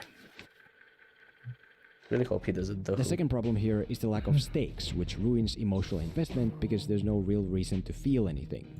The entire world's about to die. What are you talking about? Not in terms of who we're fighting with, or against, or for. The first out of this is who we're fighting with, meaning the heroes. First, they're fighting with they're fighting with the other Eternals. Who are so overpowered that it's impossible to invest in their safety. Yeah, that's why Gilgamesh dies, because he's extremely overpowered. Athena has no flaws whatsoever. Athena really does not have a mental illness that makes her pretty much incapable of fighting, and she's like the best fighter. So that's definitely not a thing that exists. Yeah. Oh yeah, I do like that. He goes, there's no stakes, and you got the Athena subplot where you don't know if she's just gonna have a complete mental breakdown. Yeah, and just end up attacking her like family. So yeah. From the very, they're kicking ass, they're taking names, they're exactly as strong as you'd expect eternal space gods to be. No, space gods, but yeah. Doesn't yeah, look, that's like a pretty. There's quite a bit of effort to take out one of those beings, right? Like people think Icarus would be strong enough to take them out all by himself. He clearly is not that strong. I hate when people say that. Like they're not that overpowered. And then like when you remember what's happening down there, oh, Cersei wants to protect the people. Druig isn't really a fighter because of his powers. Cersei isn't either, so her powers end up winning the fight eventually because of her of the fact that she was able to turn that deviant into a tree against all odds. Gilgamesh is fighting against the main one who was going to go after Athena, since you know Athena was fucking suffering from her mad weary, so he needs to fight against the strongest one by himself while hoping that Athena doesn't have like a full breakdown where she starts attacking him for no reason. So I don't know, seems like pretty clearly defined stakes, and like clearly there's a threat against them. But okay. Yeah, they're like extreme. They're way less OP than Doctor Strange or Thor. Yeah, I don't understand this comparison. Not the comparison, but saying they're like gods or whatever. No matter who they are, the brain guy is strong enough to take on Superman, no problem. Except when he breaks out of those shackles, right? Yeah. Except when that happens, yeah, he can take him out, no problem. The mind control guy is basically like John Wick. What? He jumped through him and then he shot him like twice. Don't you mean he's like John Wick? He's not a strong physical fighter. He needs to use a gun to shoot this fucking deviant. Can I just... He just went, oh, they're fighting as if you expect Eternal Gods to be fighting. This guy is fighting like you expect the Eternal God to be fighting, and that's bad.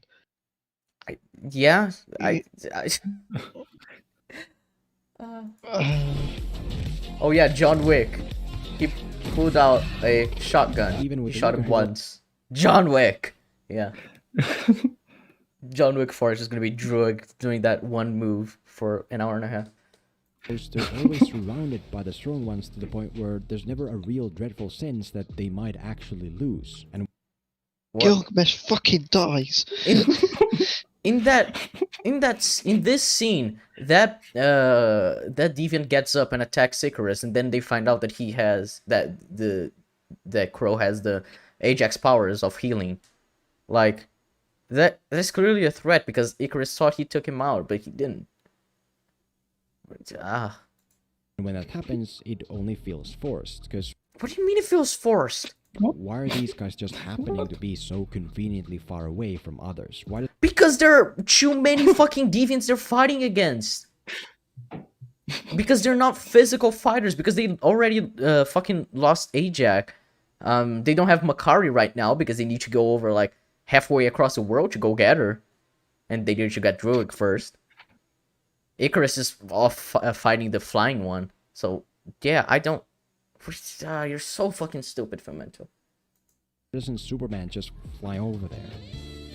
What? Because he's taking out the other one who's flying. You literally showed that scene like a minute ago in your video. He gets there just as Gilgamesh dies. He's like, no. After he sees dead Gilgamesh. Fucking... And also there's the fact that he's kind of playing, you know, a double agent. Yeah, he wants the deviants to waste their time, so he wouldn't just take them out.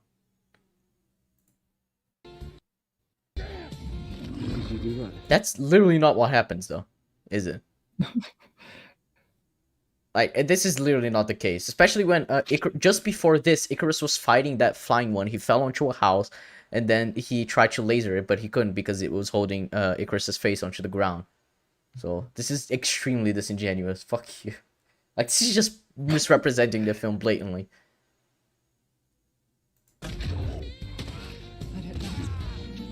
But more importantly, for the most part, the heroes have no clearly consistent vulnerable side. Their ability to get hurt seems to shift and change based on what the movie in the moment needs it to be. Okay. One moment they can no problem survive being lasered down. Yeah, no problem. That's why it took him like 10 minutes to get out of there. That's why he was fucking, fuck, I forgot the word when you're not walking properly. Fucking stumbling, I guess. Whatever. He's not. He's clearly hurt. He has his hand on his fucking chest when he goes and takes out what's her face, Sprite. So, yeah. From the sky, and the next moment they get knocked out by a rock. Like, yeah, a rock. You know. So here's the thing. You know how you said Eternals are gods and they're overpowered and they're superpowered? That would mean he has super strength, wouldn't it? So that would mean that if he uses a rock and hits it against Sprite's head, he would have enough power behind it to be able to knock Sprite out, don't you think? Because he's superpowered. He's not just throwing a rock at her head. He's not a normal human. He's a super... Fucking hell, people are screaming here. He has super strength, and he's using that to take out Sprite. Exactly, Jeff. Like, it's limping, yes. To fear for someone when you don't understand them enough to know what it is you need to fear. What are you talking about?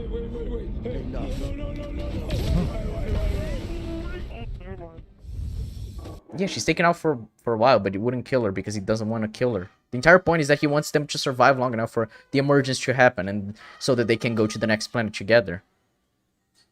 Did you really think that they were going to, that he was going to just simply kill them? He doesn't. That's why he's holding back. The second side is who we're fighting against, meaning the enemies, who are mostly made to seem so ineffective that I swear I could take them on with my hockey stick. From the very beginning, the aliens just get bullied. They get beat up in the prologue without issues. They achieve nothing in their first attack in the present. I mean, it takes a full 80 minutes until Cell finally gets his first big W when he absorbs one space god's powers and evolves into his next form. And even though from here on out the enemy side does improve with a new kryptonite weapon, it's a bit too late now because first impressions are everything. What are you talking about? I'm lost. I have no clue what his point here is. I don't know what he's saying. Like, yeah, the deviants, they aren't smart. They're physically strong enough to a point where, well, even in the flashbacks, we see there's a point where one of them is spinning down Icarus, and he only gets beaten because Makari runs at him, and then keeps doing like those sonic booms, hitting him. And it's like, yeah, they're stronger than these deviants, but the point is that they need to take out all of them, because they could still hurt humans or kill humans. Like, they're not the main threat, so I don't see what the problem is that they're weaker than Eternals, and that they can... and then we have Crow, who absorbed the fucking powers, and it's like, oh, he actually is a really good fighter, because when he fights Thena, he's winning until she, I guess, tricks him. So yeah, I don't know what he means. Also, A Quiet Place. If he praises this film, I swear to God. The monsters in a place seem dangerous because they immediately take away something valuable. And not really. The reason why that kid is taken away is the most retarded thing. Like, that film is garbage, but whatever. Like, they're not a threat when the characters are acting stupid against it. It's like, oh no, these monsters aren't killing all of our heroes because our heroes are smart enough to know how to fight against them. That is sad. Even though fucking Gilgamesh dies, Cersei's put in danger when the fucking deviant grabs her and they fall into the water, but whatever. And that's what you should have done here as well. Open the movie with the scene of Cell killing the first space god to absorb her powers. No, that's... No. You killed her before we've even been introduced to her. What? Yeah. Imagine opening the film with like, oh yeah, this character is dead. No. Yeah, and you're like, who the fuck is she? Yeah. And then when it's like, they get to her house and she's dead, and it's like, wait, that's not where she died. We saw fucking ice. Oh, maybe that would mean that there's something different here. Oh, maybe that would mean that the review for Icarus being saved for later makes more sense. don't yet reveal the true twist of who was actually behind it, but show it in a way that Cell seems responsible. Now you have an enemy that the audience can take seriously right away. Now the threats aren't exclusive to the third act. Also, you know how the fallen angels seem dangerous because of their specificity, that if you make a sound, they kill you. Except when they do make sounds and they don't kill them, yeah. Well, for the longest time, there's no specificity here. Yeah, they're mindless monsters. They're not the main villains. I don't understand. They're animalistic. That's why they need to fucking evolve in the first place. Yeah. You don't know what it is that makes the aliens dangerous. They're just... The sheer size of this monster, does it not tell you everything? Or the fact that that fucking Gilgamesh has like super powered fists and Thena has that fucking special sword, and even them it takes a while to take this deviant out, which shows that they're actually pretty strong, that even these, like you said, space gods can't take them out like at once. Like it takes them a while. The first time we see a deviant, it eats someone. I don't know. Just generic monstrosities we've defeated in 1,000 other movies. Because again, if you initially just tell about that specific danger instead of showing it as a real thing, no one's gonna believe you, and everyone's already gonna know that big twist of yours is coming. What? No. What?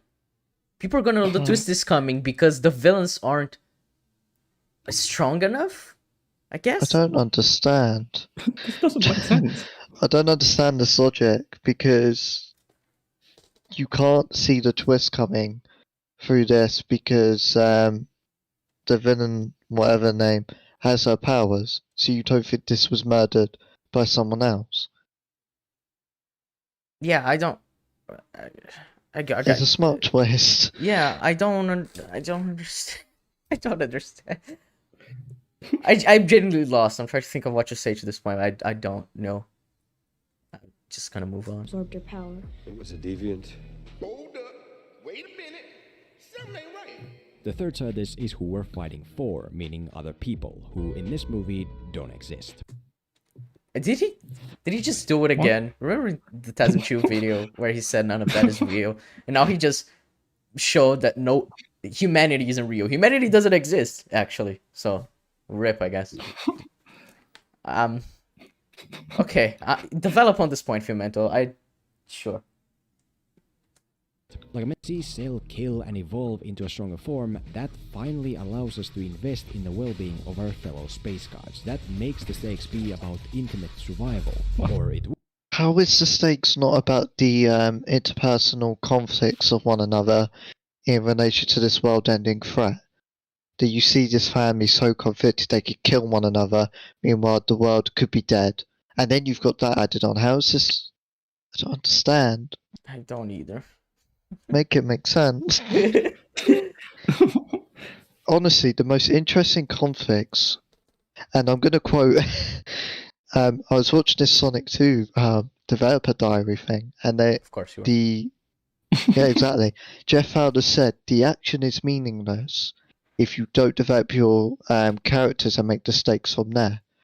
And I think that is a true point. The character conflicts are where your stakes really pop out from, because you're invested in the characters and how they interact with the world. Mm-hmm.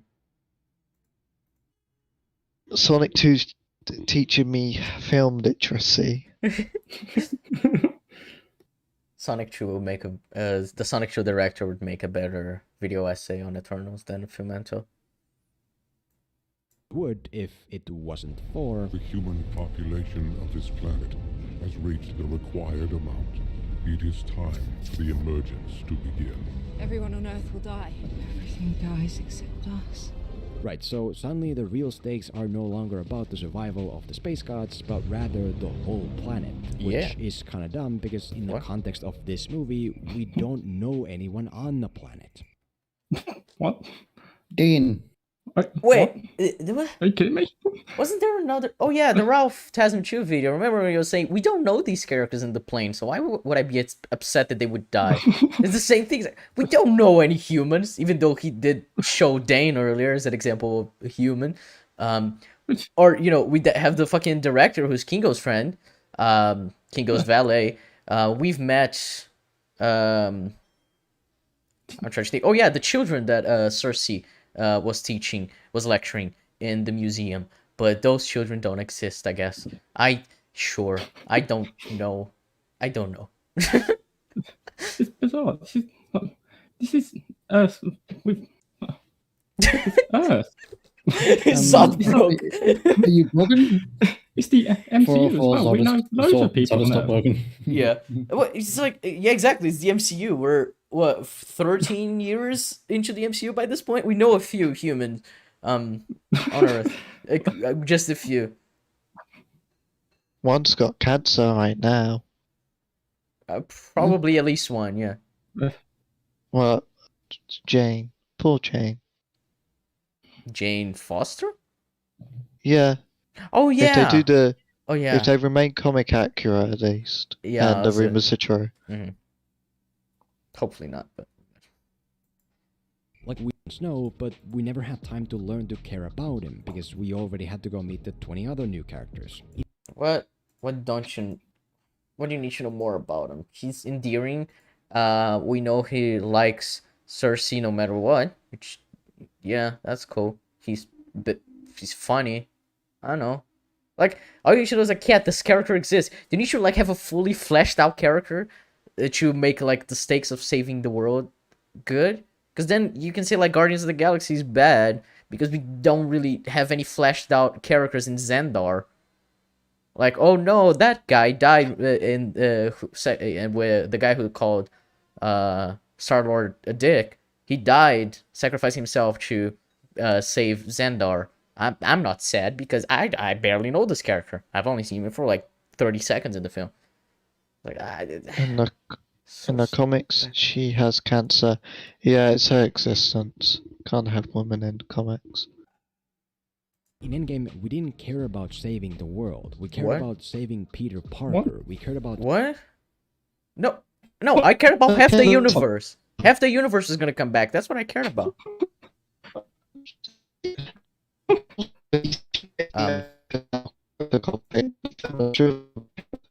Is Jeb roboting to everyone else, or is it just me? Beep boop beep beep. Oh, okay. Beep. Now you sound fine. Me. Yeah, now you need to. Oh, it's good. You need to make her entire point again, Jeb. Blame the dolphin rape gifts, but anyway, he's making character conflict arguments, then criticizing the film for being focused on character conflicts. I'm confused. This video is an absolute mess. It doesn't know what it wants to be. This motivation app was a scam.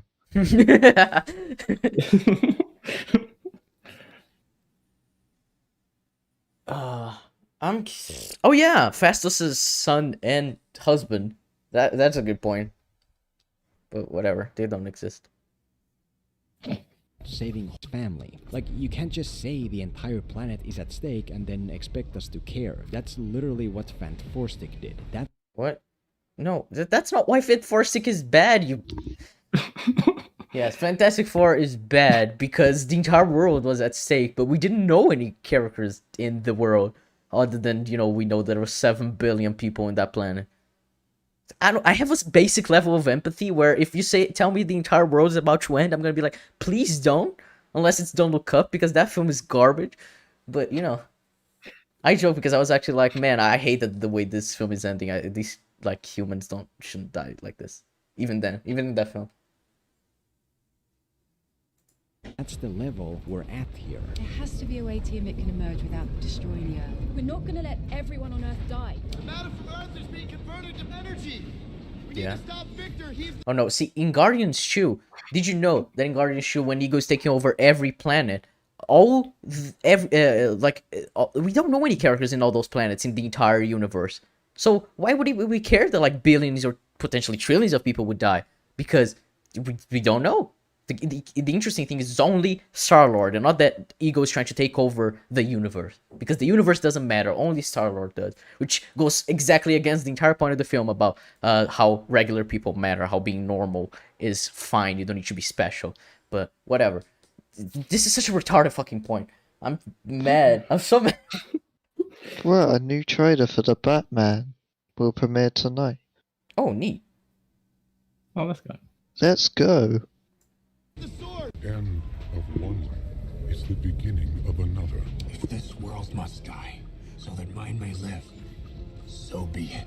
And same as Infant Forstick, we don't care. So why we do? I care about the entire world's a bunch of it. It's like it's not like we haven't had other MCU films that have shown, oh yeah, this is how Earth is, you know? Also, it's funny to use that film when it's a typical Marvel movie. That's also a good point, yeah. So to avoid this problem, build your stakes in such a prominent way on all three fronts that the audience is compelled to You're literally showing Dane. emotionally invest in them and care. The when, okay. We're all truth. Well, have we already just moved on from the what? No, we moved on No, to that was the the what. why. Yeah, we moved on from the what like 10 minutes in, something like that. This video's so shit I've lost all track of reality. Yeah, and now he's gonna bring you back. He's gonna explain the when, so you're gonna understand how time works again. Jeb, don't worry. Okay. Oh yeah, he does. We covered that Avengers video. We covered 2 Avengers videos from him. Where's Zod's first ECUM actually? So yeah.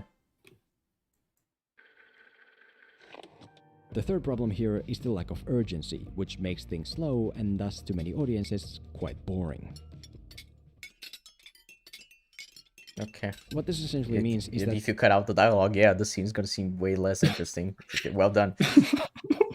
If you have a character scene without any character being developed because you took out the audio, man, yeah, that's gonna be.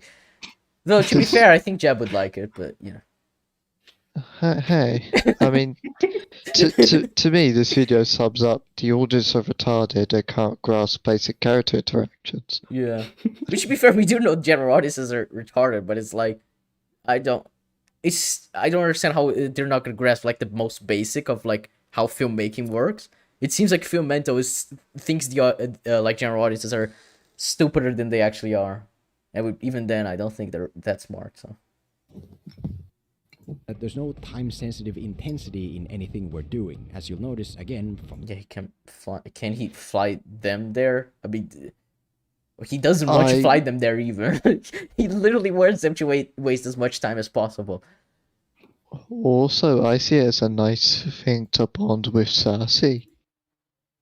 Oh yeah, there's also the fact that Cersei enjoys, you know, she loves humanity. She loves like the grounded feel of living on Earth, so she would rather drive there than just fly there. She you know wants to feel as part of one of them.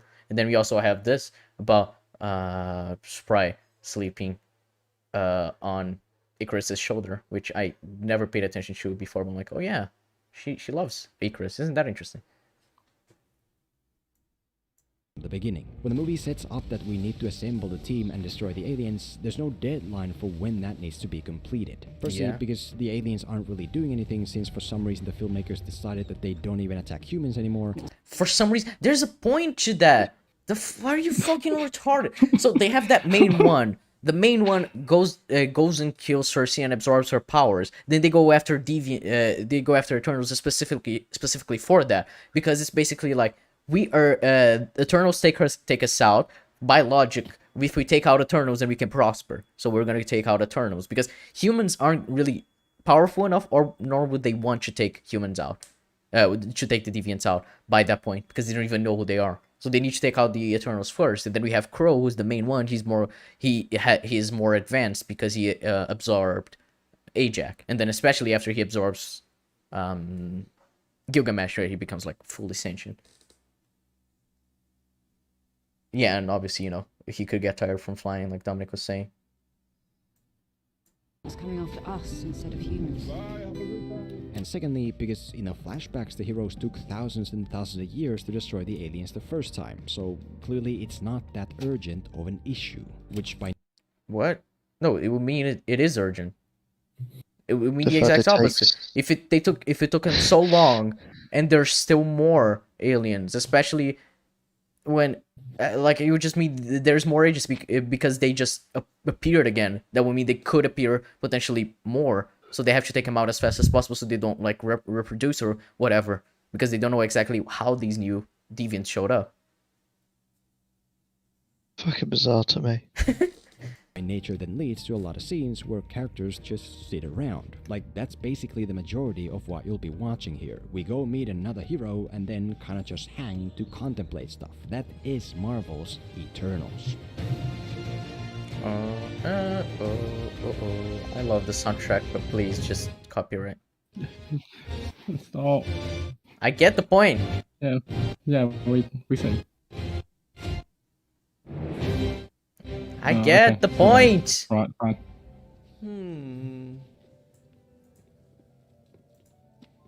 The reason Infinity War is such an intense roller coaster is because there's no time. Kid, that's the wizard. Get on it. No. It's also because you've had 10 years with these characters and you don't know what the fuck is going to happen to their fate. Okay, so Thanos has been... This argument is insane. So, do you remember when Thanos first showed up in the MCU? Post-credit scene of... Well, post-credits of Avengers 2012. He showed up in Avengers 2012, either post-credits or talking to one of his servants. So, whatever. Avengers 2012. This film was 6 years later. Yeah, and he's shown, time and time again, where we've seen him trying to gather the stones in different ways, like getting Ronan to do it for him, for example, in Guardians 1.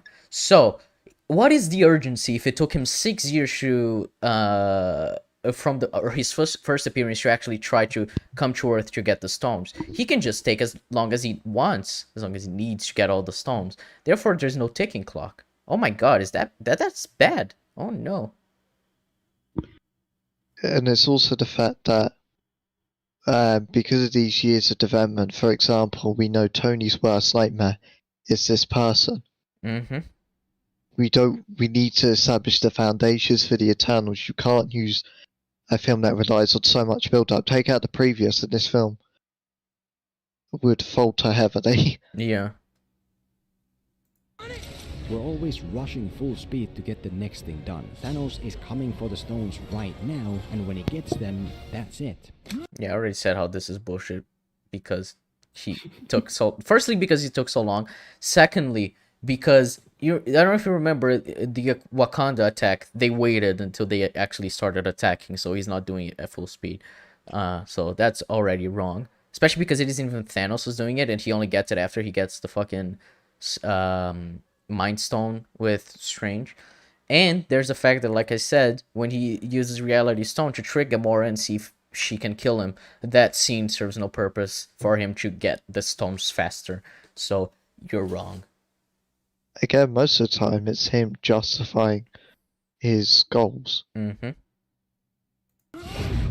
Whereas the reason Eternals is such a slow drag is because there's no concept of time. We can always wait around to talk a bit before heading off to the next destination. This scene, they're talking because they still need to get Druig to join their side. And isn't this right after she tells that Kit Harington that the entire world's about to die? So there is a urgency here. They need Druig to change his mind, and if he doesn't, there's not really anything they can do. So that's why they're staying here. They're not gonna move somewhere else when their main weapon is here. They're just gonna leave Druig behind. That's stupid. Have no idea when it's too late to do what we're trying to get done. No, by this time we do know. Don't we? I'm pretty sure we do know by this point that it'd be like the next day or that day or a few hours. I don't remember exactly what the timetable was. It was either then or after when we see Icarus and Ajax flashback where she says it's gonna be in 7 days. So either way, we do have a timetable of when the world's about to end.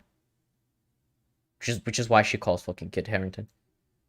And when there finally is a deadline established, with the sleeping big dude starting to wake up inside the Earth, we still have no clear perception of it time-wise. Has reached the required amount.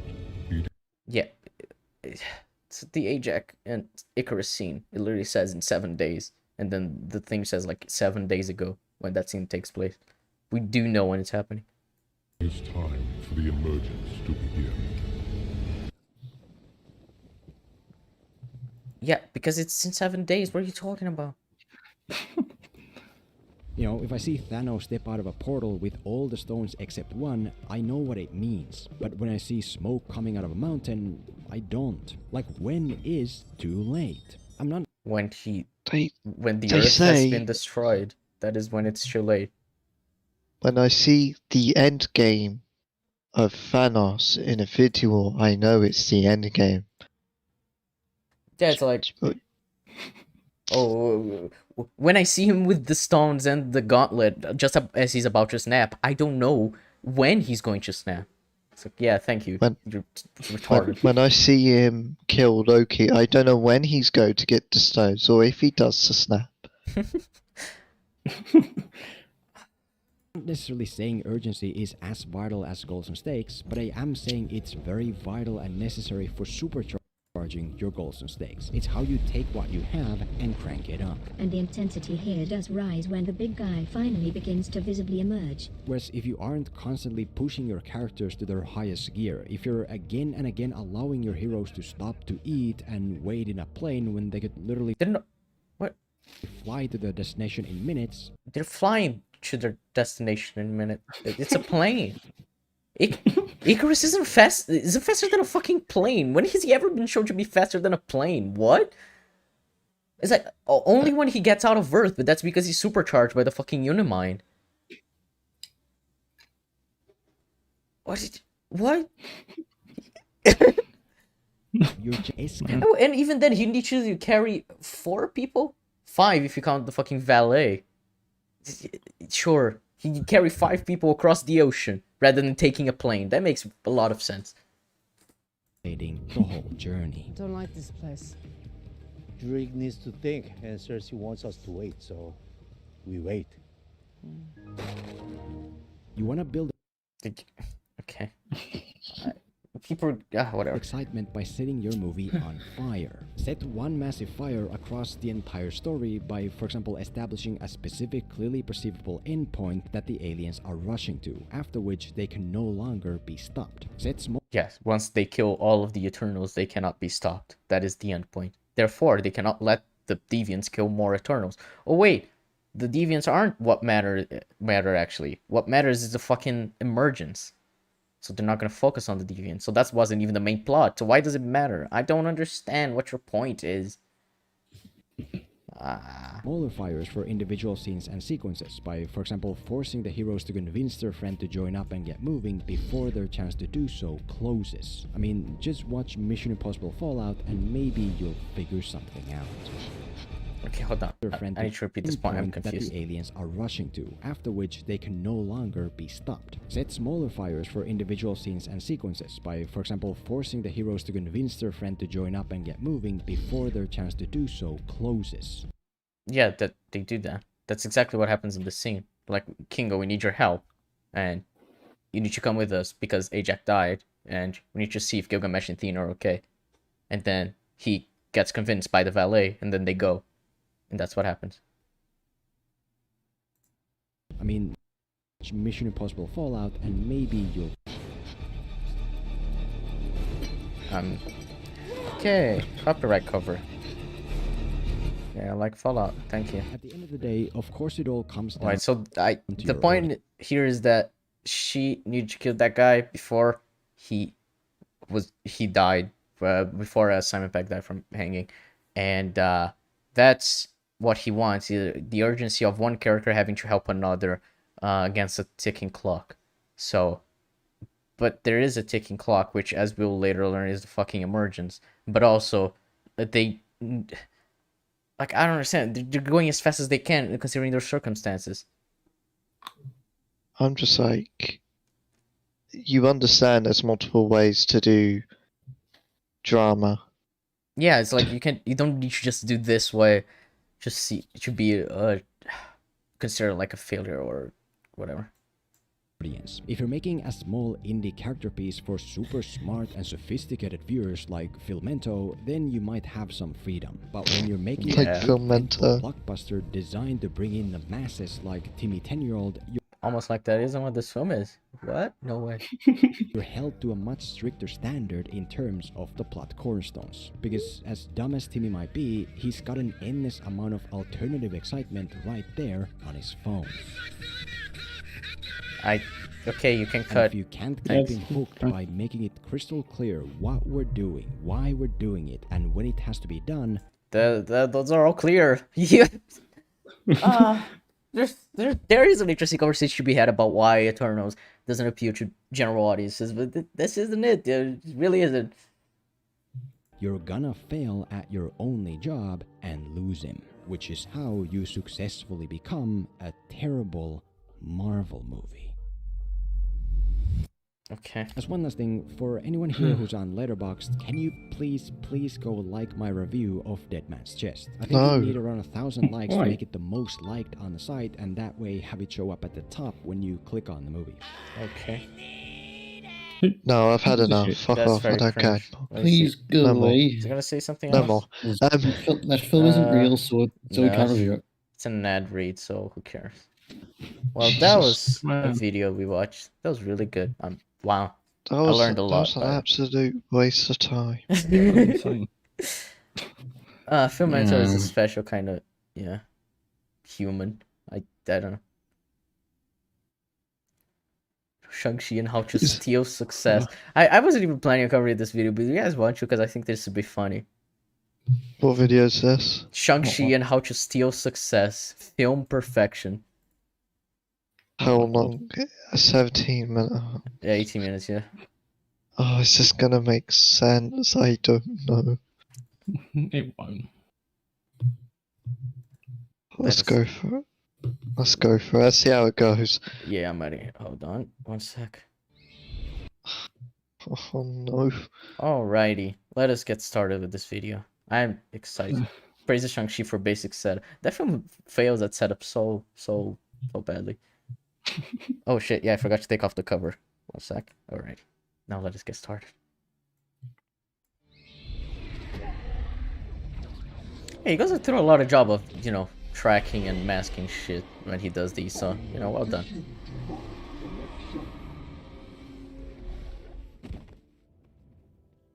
Sure.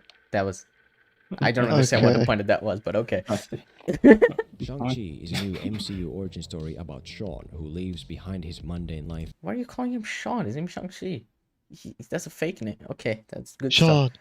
Sean! In the US to go fight his corrupted superpowered warlord dad, and in good old MCU fashion also save the whole world in the process. Yeah, but why does it matter anyway? Because we don't know anyone from the real world.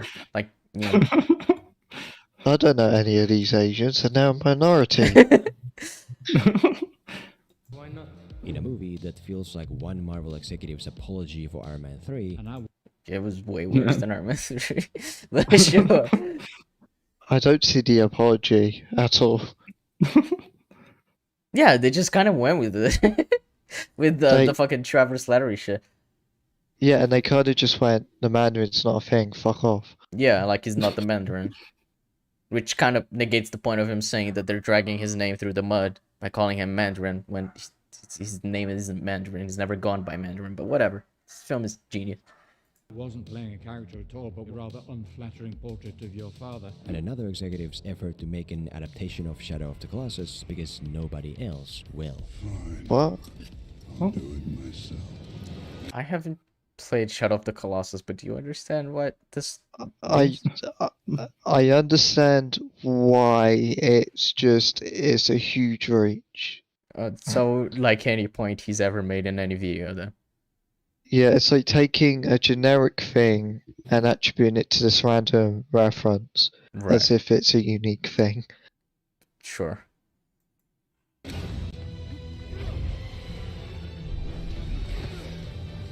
As if other games have never had this.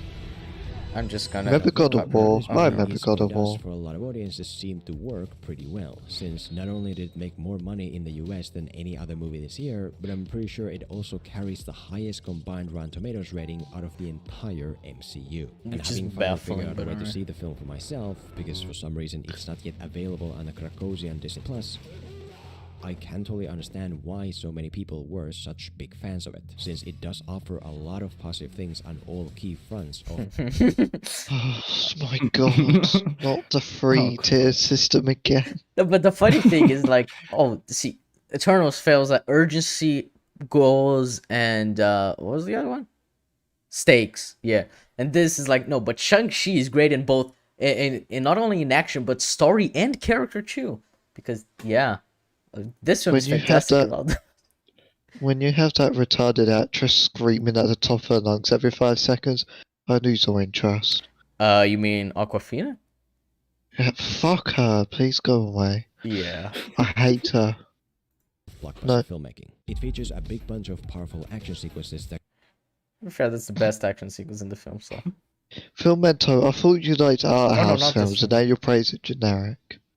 Yeah, I don't know. Can really grip you from start to finish. It features an efficient story that can... Efficient story, oh. Please explain to me the beats of this story, because I'm certain you're gonna get shit wrong, because the story makes absolutely no sense. Like, I'm really excited for Madvocat's video coming out, hopefully this week, because, dude, this film is insane. Define an efficient story. It has a story that moves forward. I guess the idea would be that it's not... Unlike Eternals, the goals are made clear and they never waste time like characters simply sitting around and talking. It's always it always has a purpose for moving the plot forward. Ah, yes, the plane scene. Yeah, I was gonna say that, and the dinner scene between Mandarin, Shang-Chi, Katie, and Xialing, where he talks to Katie. It's like that has no relevance at all to the plot. Ah, yes, the flashbacks. Oh no, yeah, flashbacks are bad except when they're in Shang-Chi, so don't worry. Deliver a very tight and satisfying experience. Very tight is it? Yeah. It also features some very strong characters and relationships that can take you on a very intimately emotional journey, despite the gigantic save the whole world MCU size of it. If you say so. Civil War music? Because I guess it's the same kind of thing he feels about Civil War, that despite the stakes, the character relations are very intimate, I guess. Sure, I guess. Yeah, this is very character driven. Thank you, Filmento, for using this visual as a character, talking about characters. Why are you showing this clip? Just cut away. Since Shang-Chi somehow manages to shine in these key areas to the point of receiving one of the strongest welcomes into the Marvel Universe so far, let's take a closer look and do what in this situation should be done. I think I'm about to steal! That's right, let's identify the core way Shang-Chi makes these areas work in order to understand why so many audiences became such big fans of it, and how we and all other movies in general can achieve the same thing. I am actually curious about this, because I have no clue why people enjoyed Shang-Chi. Like, it genuinely baffles me that people thought this film was entertaining, so this could be interesting. I'm just like, you've got to start with the audiences. Because I'm going to be honest, they're retarded. I mean, yeah, it just kind of shows. Turtles is the lowest rated MCU film and Shang-Chi is the highest, so that shows a lot. They're either retarded or they self-admit they don't pay as much attention. Mm-hmm. Yeah. Because that's not what they're there for. Let's steal from its success. Oh, and also, the reason I was finally able to see this movie and make this video is because I'm joining forces with an old Filmento ally from the past, so I do need to give them a shout out as well. But I'll do that after we first look at some action. Oh boy. Oh, good, I'm so excited. Action extras. Firstly, the way this movie builds very compelling action sequences is by consistently supercharging the action with an extra layer of one of two things. The first type of layer is an additional external danger, which you can find, for example, in this bus sequence early on. Essentially, Sean and his friend Katie are taking the bus to work when a bunch of shadowy fellas demand his family heirloom necklace, which of course then leads to fighting. But what you'll notice is that the sequence isn't just about the fighting, but what also happens is... Oh, you can't... So his first point of, like, praise for the action is it has an external danger which most action scenes have. Eternals had it. You could go the external danger is Fina, because she's not eternal to the conflict with the deviants. So this isn't you. You can't have your first initial argument rely on something that's quite generic. For context, Marcus, his first point is that it has action extras with external danger, with the bus being under danger. But we don't know these characters. Why would you care? I'm also like, this isn't like a unique thing to Shang-Chi. Most films do this. They have this extra layer of attention. Yeah. And I used Eternals with Fina. She's a extra layer of attention that's different to the Deviants versus the Eternals conflict. Right. So, and then she gets criticized, but amazing. Yeah, fuck Eternals. Sequence isn't just about the fighting, but what also happens is...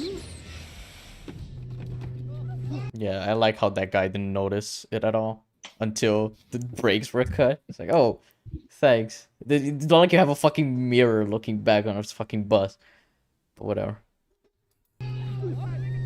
Yeah, so in addition to the actual fight, there's also the external danger of the bus running out of control, which creates a whole new batch of things to worry about. We need to keep the bus from crashing. We need to keep ourselves on the bus and not get... We need to keep Fina from killing all the rest of us. We need to keep Fina from having a complete mental breakdown.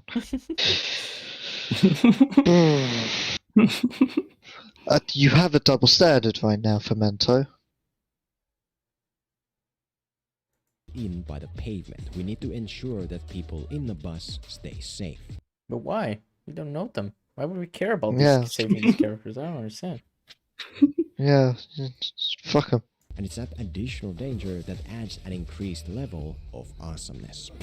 Awesomeness? What? Couldn't you choose any other word that didn't make you sound like you were 13? And also, isn't this highly subjective, because for me at least, I prefer more personal conflicts. Me too.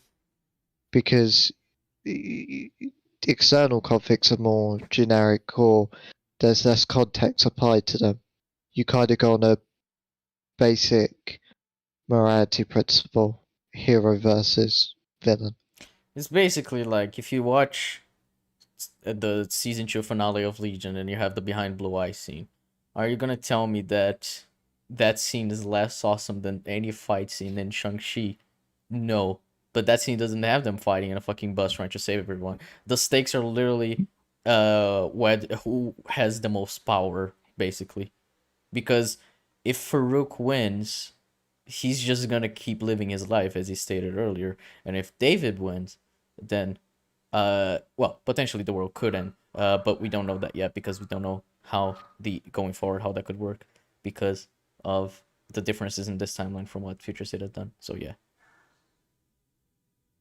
Point being, even if it's more personal, it doesn't make it any less awesome, like you said, Filmento. But yeah, fuck you, Filmento. Yeah. You don't need to show whatever. We know the fight. Unfortunately, yeah. As another example of this, look. Filmento, if you paid attention, like the basic layer of attention, you would see that fight scene crumbles. Yeah. The first half of that fight scene is the only good fight in the entire film, and then when he pulls out his blade, it's like, wait, why aren't you stabbing Shang-Chi? Are you retarded? And then later in the film, we realize, oh, actually, he didn't want to kill him, so that's why he tried to kill him multiple times. That makes sense. Basically, this makes absolutely no sense. Yeah. Look at the high-rise battle where Sean has gone looking for his estranged sister and then gets ambushed by his dad's army, which forces him and Katie to escape across this rickety scaffolding. Alright, so I got a question for you, Filmento. Why are they escaping? The answer would be, well, obviously, Wenwu's men are going after them, right? Yeah, that is true. But my question then would be, why are Wenwu's men going after them when they already have his pendant and the pendant they need is Xia Ling's? So why are they going after Shang-Chi and especially Katie Why is he attacking those two? They don't need them. So this entire scene doesn't need to exist. So are you gonna really tell me that this is a good scene? But okay. Head straight for that elevator. You got this.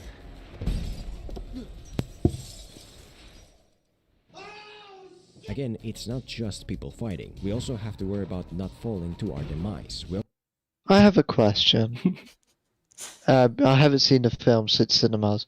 What's stopping just breaking the glass next to them and entering? Nothing. Plot, I don't know. So why are they just going? Just throw Katie through the glass. Well, not throw Katie through the glass, but let her go through the glass and then you distract them. No, do throw through glass. That'd be much. I would like to cut her entire face open. I would very much like to see that. Have I on this stream just discovered a new issue because of Filmento? Yeah. Time to tell Advocate. Yeah, they could have just gone inside. Yeah. Unless this glass is like reinforced and they're fucking explosive, but then I try to remember how it breaks originally. Well, I don't think that's the case because the ninjas dropped through the glass. Yeah, that's a good point. Then I don't fucking know. I mean, this entire, like I said, they shouldn't even be going after them. So it's like, there's nothing that makes sense about this fight scene. So that just adds an extra layer of holy fuck, this is stupid. We also have to worry about not letting Katie fall to her demise. There's something Not anymore, we additional don't. here to make. Oh, we just saw the glass here. By hitting the glass, it got shattered. So yeah. Whoop. Okay. Oh. Additional here to make the fight that much more challenging and cooler. Cooler. Why don't they have ranged weapons? Why don't they? How has she not fallen yet? And if cool and exhilarating is what you're going for with your action, this is a very useful trick to keep in mind. Once you've identified the fight and fighters, then figure out an external danger. The biometrics thing is so stupid. I think Madvicket will talk about that in this video, because when we watched the film, I think a month ago, we were laughing so much at this scene. It is so bad. That we also need to worry about. Look at how fast this closes. This is the most not secure fucking garage door I've ever seen in my life. The other type of layer is an emotional component, which you'll find, for example, earlier in the high-rise sequence where Sean arrives looking for his long-lost sister and then ends up fighting her in the ring. Yeah, but how? He fights her for the most retarded reason. Firstly, he signs a sheet that isn't a sign-up sheet, clearly, because it only takes his signature and they don't ask Katie to sign anything. So that's stupid. Then there's the fact that he just is like, it's like, oh, you signed it, so you can't not do it. But it's like, who's gonna uphold him to keep his contract when, like, the government isn't funding this or whatever? Like, this is against the law. They're not gonna go sue him for not keeping what he signed in the contract, because the government would just shut down this operation because it's an underground fighting ring. And then there's the last fact of when he fights Xialing, he just doesn't tell her straight away about when we're going after them. He's just like, wait, don't fight me. We have to talk. Instead of being like, Dad's coming after us. We can't fight. We gotta get out of here now. So all of that is what makes this fight work happen. But sure. As you can see, there's no additional danger here. Externally, it's just two people fighting in a ring, and that's it. But what we do have is something internal. See? Yeah, him being stupid and not being yeah, not being smart enough to tell Xialing that what the fuck's happening with their dad, yeah. Before the scene, the movie has used flashbacks of Sean's childhood to convey the notion that oh my god, how does he show on film for doing this very I'm having a mental breakdown. We'd noticed. Yeah. Covering this video was a good idea. Yeah. It shows such a good double standard. Shang-Chi, it has flashbacks of formula of characters. That's good. Eternals, no. That The reason he's estranged from his sister is because he left her when he ran away from home. Knew that I couldn't go back to him, so I just ran. And that notion plays a key role in this fight. We have a brother looking to reconnect with his sister that he left. No, he's not looking to reconnect. He's looking to save her from being attacked from his dad. He's like, oh, I want to reconnect with her. That's why I'm gonna fight her. That makes sense. Just consistent standards. For Filmento, you cannot get that. I am sorry, Joe. Oh. Sister looking to unleash her pent-up anger on her brother for abandoning her. That's the underlying emotional component that the fight is about.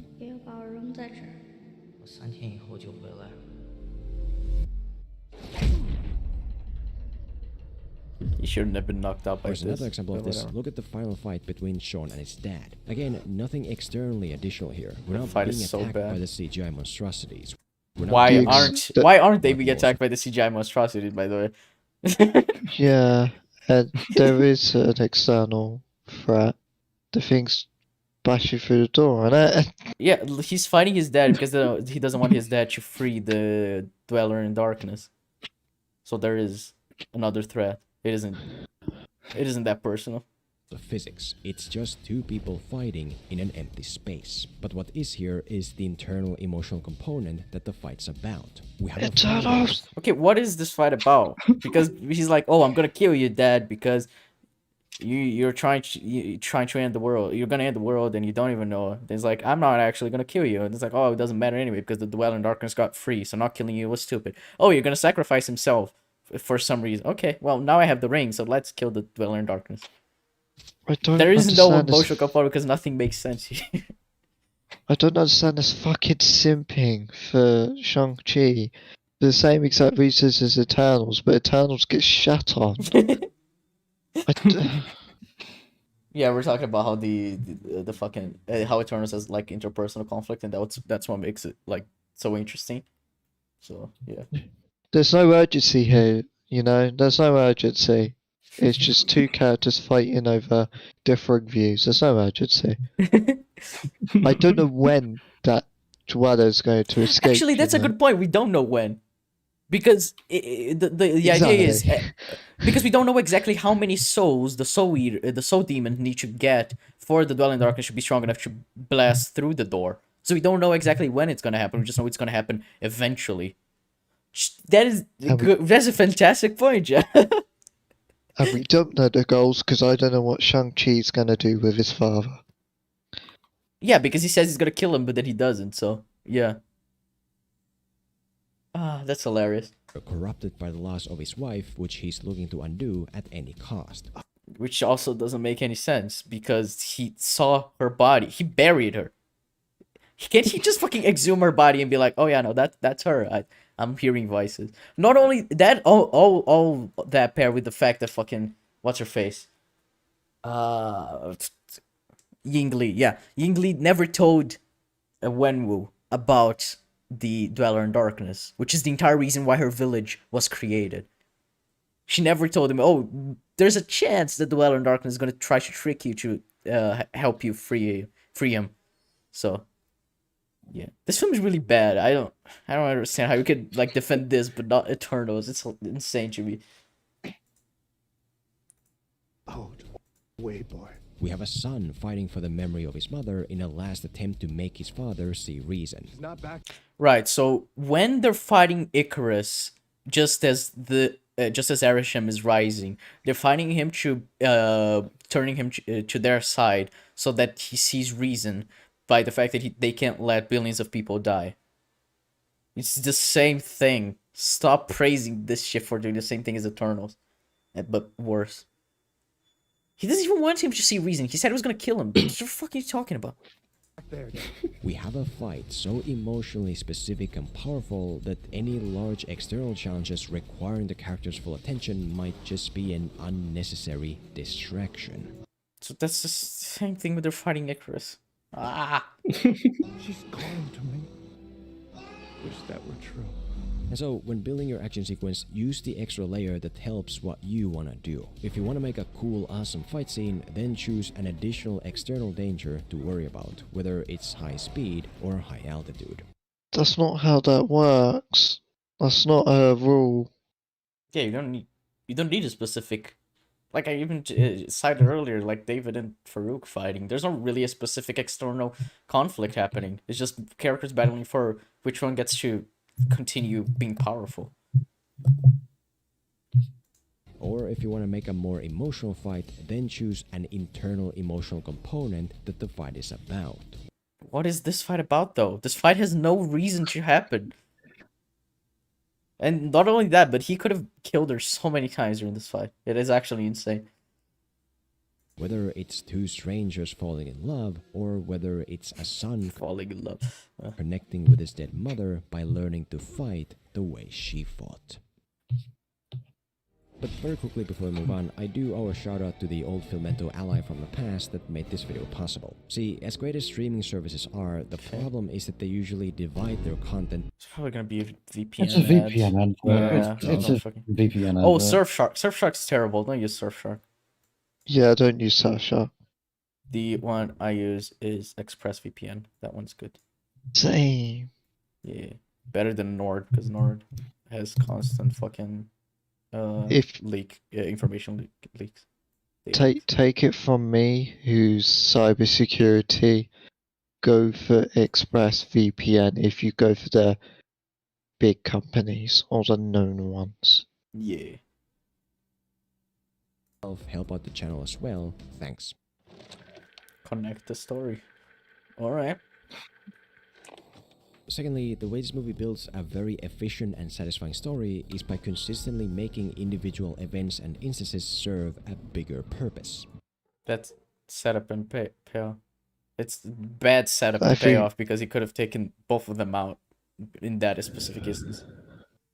Film does setup, film does payoff. Shang-Chi, magical. Never seen before. This ECUM episode has been sponsored by ExpressVPN. I wish. Yeah, so do I. If only Eternals did setup and payoff and use ExpressVPN. No, it doesn't do setup and payoff at all. This is like when, you know, in the beginning of the film, Cersei hands the golden dagger to humans, and then at the end of the film, the same shot is reflected when she's turning Sprite into a human by holding her hand. That's definitely not setup and payoff. Then you kind of have to watch the movie yourself to fully see, but to introduce the point I'm trying to make, look at, for example, Sean's San Francisco friend, Katie. When the movie sets up Sean's character, it at the same time does the same for Katie. She's quote-unquote wasting her life by... Yeah, it makes Katie seem like a pathetic individual that I want dead. Working as a valet and taking cars joyriding. Yeah, she should be fired, shouldn't she? She should. But my point is, she isn't really wasting her life, is she? She's a really good fucking driver. And what she's doing is making her happy. She's not wasting her life.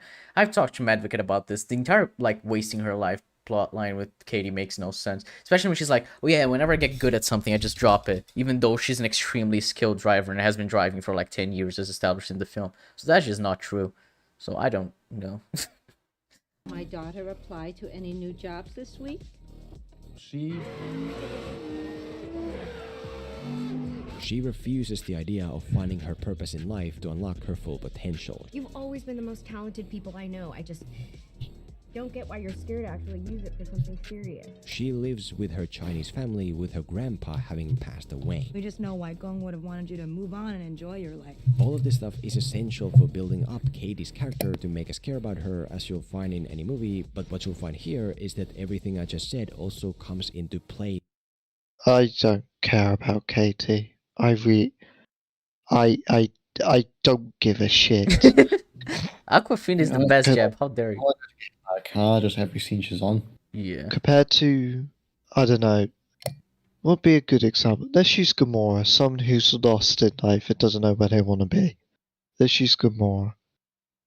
Gamora is a million times better character than Katie. I thought you were gonna elaborate on why she's better, but okay. Oh, I have to explain that. Okay. Well, she actually has something called layers. I mean, yeah, that is true, yeah.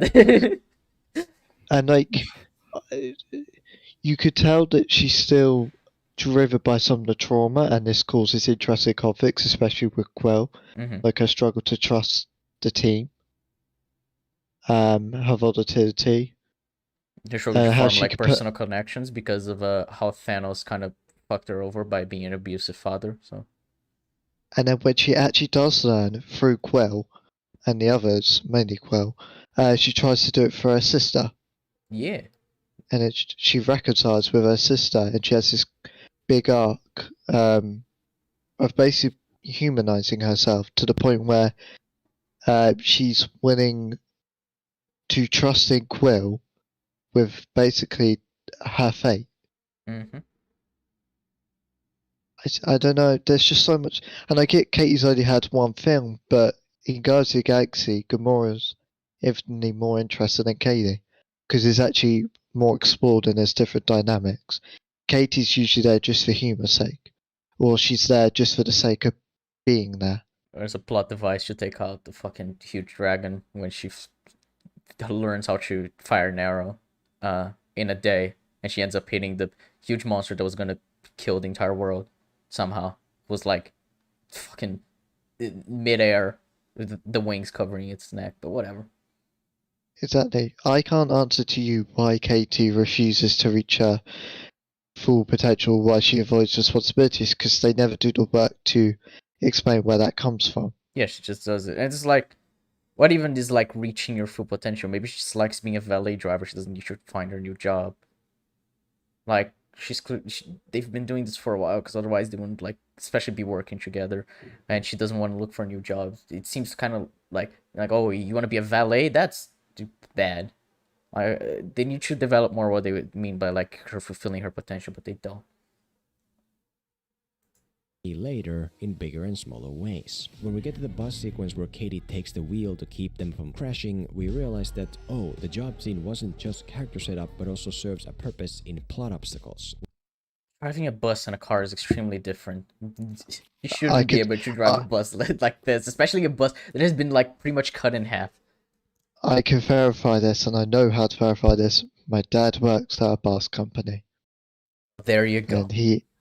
And he has, you generally need a unique license to drive a bus. When we get to the magical village where Katie practices to become an arrow woman, we realize that, oh, the theme setup wasn't just for the main hero, but also applies to Katie, as she's now finding the important thing to live up to her potential with. When we get to the battle sequence where Katie fights alongside... Yeah, she just like, oh, I guess I'm gonna do archery, right? Because I'm carrying some arrows. I guess that's what my potential is. It's like she never actually cared about archery before this. She only learns it because this old dude is like, yo, go learn archery, I guess. And then she Do you want to know what? If I were to rate Katie as a character, I would have her want to live up to her full potential, but always too scared to, out of fear of being judged by her family. That would have been more interesting. Maybe have something to do with, like, her grandma being like, oh, your grandfather was, like, a great man, and he will want you to fulfill your potential. And she's like, she's scared that she's never going to be able to live up to her grandfather. And, you know, that's how you can tie in with the grandfather being dead, as actually having, like, any significance to the plot, other than just mentioning it. Bam. There we go. We wrote a better Shang-Chi in 2 minutes.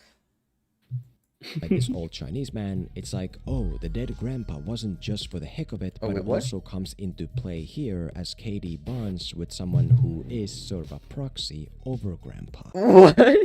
Because he's old and... he's Chinese. What the hell? She doesn't even speak Chinese. She doesn't understand him. How? What? What? This is borderline racist. It's like, oh, they're both Chinese. Therefore, it's like, it's her grandpa. What the hell? Oh, James Gunn. Jesus Christ. James Gunn just got engaged to Jennifer Holland. Oh, that's nice. Yeah. Oh. They got something nice. Yeah. Good on them. Yeah. So in other words, the film essentially pulls double duty with Katie's character setup. Like, yeah, it's a bit weird how an average San Francisco woman can suddenly turn into an expert marksman, but... No, a bit is an understatement. At least it connects to the story's main theme of unlocking your potential. At least her driver setup carries significance in the plot. At least she earns her spot on the... It doesn't really, She because had to they didn't need to drive the car. They could have just walked through the bamboo forest, as evidenced by the film, where Wenwu just walks through the forest and then ends up meeting Yingli a few times. Filmento, I'm going to teach you a fundamental lesson writing. Having A and B doesn't mean you earn it. It's about how you get from A to B. Yeah, pretty much. What's a good Oh example? yeah, in the Tomorrow War video, he said the aliens were were Koreans because the fucking film was a metaphor for like the Korean War or some shit. Oh no, that's right. I remember that. It was Vietnam. Vietnam, yeah. It's like, I don't know. Let's use Peter Quill. Why not? The reason why he's so interesting, is because he's a very more ambiguous character who's finding his own place in the universe, his own identity, but also realizing that he can be a good person, that he doesn't need to run away from the pressures of living up to his mum's expectations. There's a lot to Quill, and there's some similarities to Shang-Chi in that regard, but James Gunn knows how to do character writing. Yeah. The journey instead of being on it just because the movie needs a funny sidekick. Everything about Katie... Yeah, but why did... Okay, so please explain to me why Shang-Chi let her go with him to Macau. Please explain to me why she was being chased in this scene you're pointing out on the right. It makes no sense. Please explain to me why Wenwu took her to his base. I don't fucking know why. It's like, she is definitely there, like, extremely forced. She's not there because her character being there makes sense. She's there because the film is like, let's have Katie be here, because why not? And the runtime spent on her serves some kind of a larger purpose. Steps right between us and starts screaming the lyrics to Hotel California. The art of confusion works great on stupid people. And that's how we met. Stop using Hotel California's name in vain. My granddad did not die for this. Why didn't he stab her at first? 'Cause look, let's watch the clip again. So to rewind a few seconds. Art of confusion works great on stupid people. And that's how we met. Like, waits there. There's like a second between him arriving and when she starts singing. So why didn't he stab her if he wants her to die? Which they clearly do because they tried to kill her a few times. That's actually the biggest offense this movie does. It butchers Hotel California. If my granddad didn't die from the brain tumor surgery thing, he would have died from this film. He would have slit his wrist as he was watching it.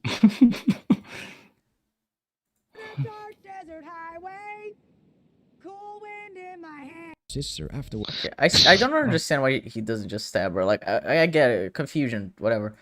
But you know you could just stab her, right? I'm not listening to her sing it. Yeah, no, you skipped like 10 seconds. Yeah, that's why. No, you fucking moron. Can't miss the fucking video we're responding to.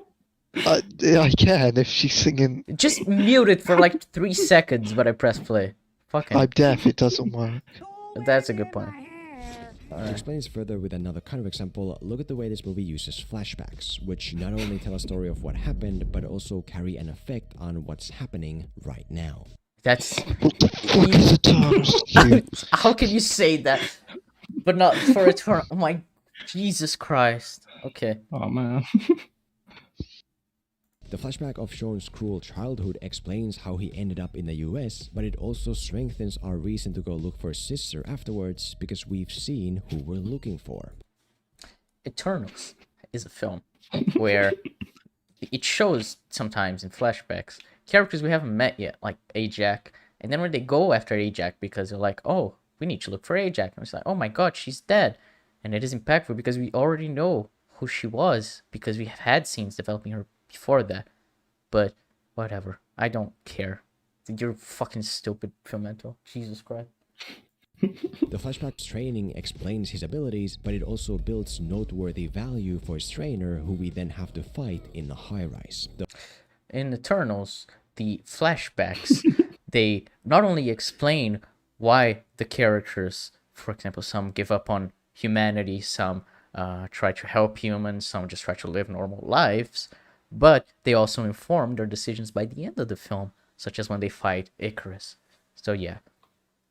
The flashback of Sean's dad's story with the rings and falling in love with Sean's mom while fighting her explains a lot of things, but it also adds emotional depth for the infight where Sean visibly uses his mom's fighting style against his dad. The fighting style he never used before, so he shouldn't be that good with it. Not to mention his dad had 10 rings, and his left arm, he just does not use it at all. It's free. Yeah, that's a fucking stupid fight. The flashback of Sean's mom's demise and consequences of it finishes the story of the past, but it also adds that strong sense of rage to the disagreement between Sean and his dad. I'm not afraid of you. How does those scenes connect? I don't understand. What's the connection? Is it that he was afraid of his dad in this scene, but he's not anymore? Oh, yeah, he grew up. He grew up. Yeah. Okay. Jesus Christ, the fucking copyright. I get it. Jesus. Yes, you are. And again, please watch the whole thing with this in mind yourself for more, but the main point I'm trying to get across is that this movie essentially treats its story as a never-ending list of setups and payoffs. You say this as if Wong and Abomination have any relevance to the plot at all. Like, why? This is the worst visual you could possibly fucking have to demonstrate this point. Aren't all films in a function set up and payoffs? Isn't that? Essentially. Isn't that yeah, essentially. Not all of them, because there are definitely films that fail at setup and payoff. But yeah. Like, the intent of a film is you set up something, you pay off something. Yeah, you set up and then you develop throughout the film, and then it's set up. Yeah, and it's the paid off. Yeah. Shang-Chi, we're going to still successful doing the very basics of writing. This is a great plan, let me tell you. Where events and occurrences don't just set up Sisters Fight Club. Okay. Do what they're meant to do, but also lead to something else. Avengers. What? What? Those don't connect. What? Wong left before they fought. What are you talking about? Those scenes don't connect at all. It's just they have Wong, but they don't have any through line. If you removed Wong from that scene, it wouldn't change anything. It literally wouldn't. The only reason why they go to Shang-Chi is because of the rings he has. Yeah, which even then is stupid that they take, I think, a week or two, because they say like 2 weeks ago we killed the dragon or whatever in that scene. So even then, it's stupid that Wong took that long. With no individual loose ends, which is the key to building an efficient, satisfying story, because now the audience can apply the information they've gained and feel good about themselves and the time they've spent. I felt horrible about my life. Wait, how can you not say the same about Eternals though? Like, it's establishing character motivations throughout the film so that they're paid off by the end, where we understand why everything, and it's like, if we picked up on everything the film is establishing, then we're gonna feel good about knowing why the characters are doing what they're doing. It's the same principle. Time they've spent, because now the audience can watch one united, all-encompassing story about finding the way to unlock your full potential, whether it's by learning to use your skills to help people, whether it's by being allowed to continue your family's legacy, or whether it's why would she want to continue her family's legacy? That makes no sense with her character. If you actually think that's what that scene is doing, that's genuinely like a character assassination. It's fucking whatever. By being like those actor apes in Planet of the Apes. If they can teach those monkeys. Okay, I don't know why he's showing this clip, but you know something I learned when I watched this film again with Madvocate is the fact that this scene, when he's talking about the apes, is a contradiction to the "All Hail the King," whatever short film or whatever it is, which is a shame, because from what Madvocate tells me, it was actually quite an interesting scene where Travis Larry got more character because he said he started acting through because of his mom, I think. I don't know exactly what it was, but yeah, he had like some character from that, and here they retcon why he started acting. So yeah, good on you, film, for contradicting that. Monkeys to act that brilliantly. Just imagine what I could bring to the world. Good for you, dude. You found your passion and went for it. Oh, okay. I don't, sure. Finally, the way this movie builds an effective sense of intimate emotion despite being a massive Marvel movie is by arming a couple key character relationships with an unresolved disagreement. Eternals is that between all the 10 characters, all 10 of them have that. I don't understand how his statements are the most broad statements. What makes Shang-Chi distinct from other films? How was this different to the Avengers, for example? Yes. The Avengers doesn't have setup and payoff, so you know. And this is the thing, like, generally, the Avengers has a more interpersonal conflict than Shang-Chi. Oh yeah, 100%. You got Thor and his brother. You got Hulk with literally everyone. There's a literal scene where Hulk says he tried to kill himself. Tony and Cap. Coulson and Cap. Coulson with everyone, to be honest. Well, yeah, but he has the most, I guess, with Cap. Obviously, Loki, Clinton and Natasha. Clinton and Loki. Fury and Tony and Cap and Banner. There's just so much there. Maria Hill and Fury even. Yeah. As a good for this, look at the relationship between Sean and his sister, where the unresolved issue is the fact that when he ran away from home to avoid becoming a cold-hearted assassin, he abandoned her. Like I mentioned before, this issue is at the forefront immediately when we meet her. Sean wants to warn her of their dad's attack, but he doesn't because he's stupid. He's like, please, stop fighting. We need to talk. Instead of being like, our dad is coming. Stop fucking fighting me. Let's go. But whatever, he's stupid. Make sure she's okay, where she just wants to beat the shit out of him for what he did to her, to the point where she even leaves him and Katie for dead when their dad's army attacks. Why did they attack them though? Week turned to a month, and a month turned to 6 years. That's how long it took me to realize I didn't need him anymore. She's gone, dude. But very importantly, just when we think Sean has lost his sister for good, she's dead. She's 100% unequivocally dead from that fall. The amount of momentum she got from that fall and then hitting the glass. She's fucking shattered in a million pieces. But whatever. Yeah, cast eye. Right, so when the sister shows up to save Katie and help Sean in battle just when he needs her the most, that shows the audience that despite their personal issues, she still cares about him a lot. And now that we know that they... Yeah, and that's why she left him in the first place. She died, and she showed up right after her brother almost died because he was hit by a baton. And if it was actually like a good weapon, he would have died. But okay.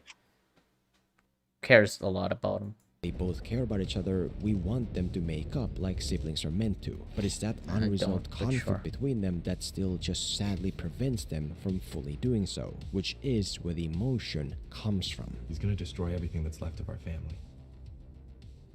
This family was destroyed a long time ago. I will say that their differences are then kind of weirdly put in the background when they head out to find their mom's old village, which is a bummer because there was still loads of emotional conflict to mine, but the most crucial thing is that they don't make up. They might stand next to each other, but they're still miles apart. They might fight on the same team, but not together. They don't resolve their disagreement no matter how much the audience wants. It isn't until the very end where they're fighting the big bad CGI dragon that Sean is forced to once again choose between his sister and the thing he needs to do. And this time... I'm not leaving you again. Stop with the basic film principle. Characters have connection. This is so basic. It's like, yeah, okay. I there's not much to say. It's just, yeah. Hey, I wonder what the characters in Eternals do from one another. Well, isn't this the same thing with Cersei and Icarus? where he No, left. shut the fuck up. Because he left her, right? And she didn't know why, and she wants to know why, and then when she does, it drives a wedge between them. But in the end, he chooses not to kill her because he loves her too much, which causes him to not fulfill his purpose. It's the same thing, but good because they actually have character.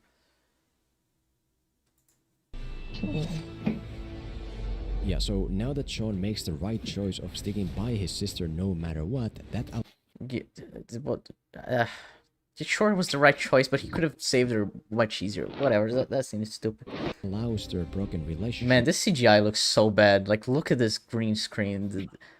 Visual effects nominee. To heal, that allows them to reunite and fight Man, look at this. It's so bad. together as siblings. That allows the unresolved How does her rope become magic suddenly? Can someone explain? No? Okay.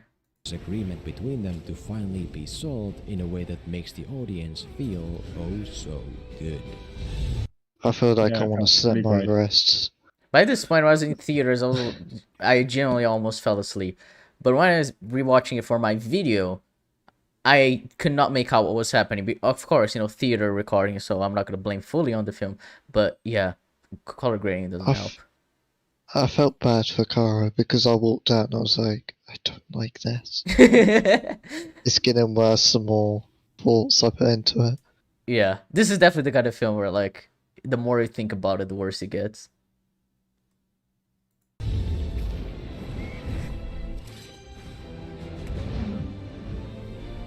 Why is he playing the Civil War music? Is he doing it again? I don't. That's funny. Maybe it's copyright shit. He wants you to put like epic music, but he doesn't want to put the actual film music because that'll get him hit for copyright potentially. I could have sworn he's done this in other videos as well. Like there was a fucking EVAP on it on one of his videos. Oh yeah, I remember that. As well. Yeah, I remember Muller specifically being like, "Don't use this music because I really like it for the emotional connection I have with it." So I remember that. So maybe he just likes the Civil War soundtrack. Fair enough. Yeah. I'm pretty certain I've used like the Legion soundtrack in the background of videos that aren't about Legion, so it's fine. Yeah, it just seems weird. Yeah. To explain this further with another example, take the relationship between Sean and his dad. When Sean gets attacked by his dad's thugs in the beginning, that makes it seem like, well, the guy must not care for his kids too much. But when he doesn't actually meet him, it's the fact that he does, but then that means why did you attack them? You fucking moron. Does seem to care very much, wanting them around, wanting Sean to take your place by my side. And that's why I tried to kill you. Because I want you to take your place by my side. It makes perfect sense. Let's think about it. Until the unresolved issue between them emerges. You can't just march into our mom's village. I mean, do you have any idea how it... What is the issue? You didn't let the clip play out. I have no clue what their issue is. What you mean by this? Is the issue that he doesn't want his dad to kill people? That isn't the unresolved issue that existed prior. That is something that he just learned about. Yeah, the big disagreement here is about the wife/mom and the difference in coping with losing her. Which she shouldn't believe, but whatever. The father is incapable of accepting his son and wants to avoid all responsibility to the point of blaming his son for what happened. You were there when they came for her, and you did nothing. You were literally out for groceries. What? You didn't like he should be like fucking a warlord who I guess conquered most of the world according to the opening narration. If that's the case, why did you have like a security detail that would like keep your family secure when you're out for groceries? Asians. That is true. Asians don't like security guards.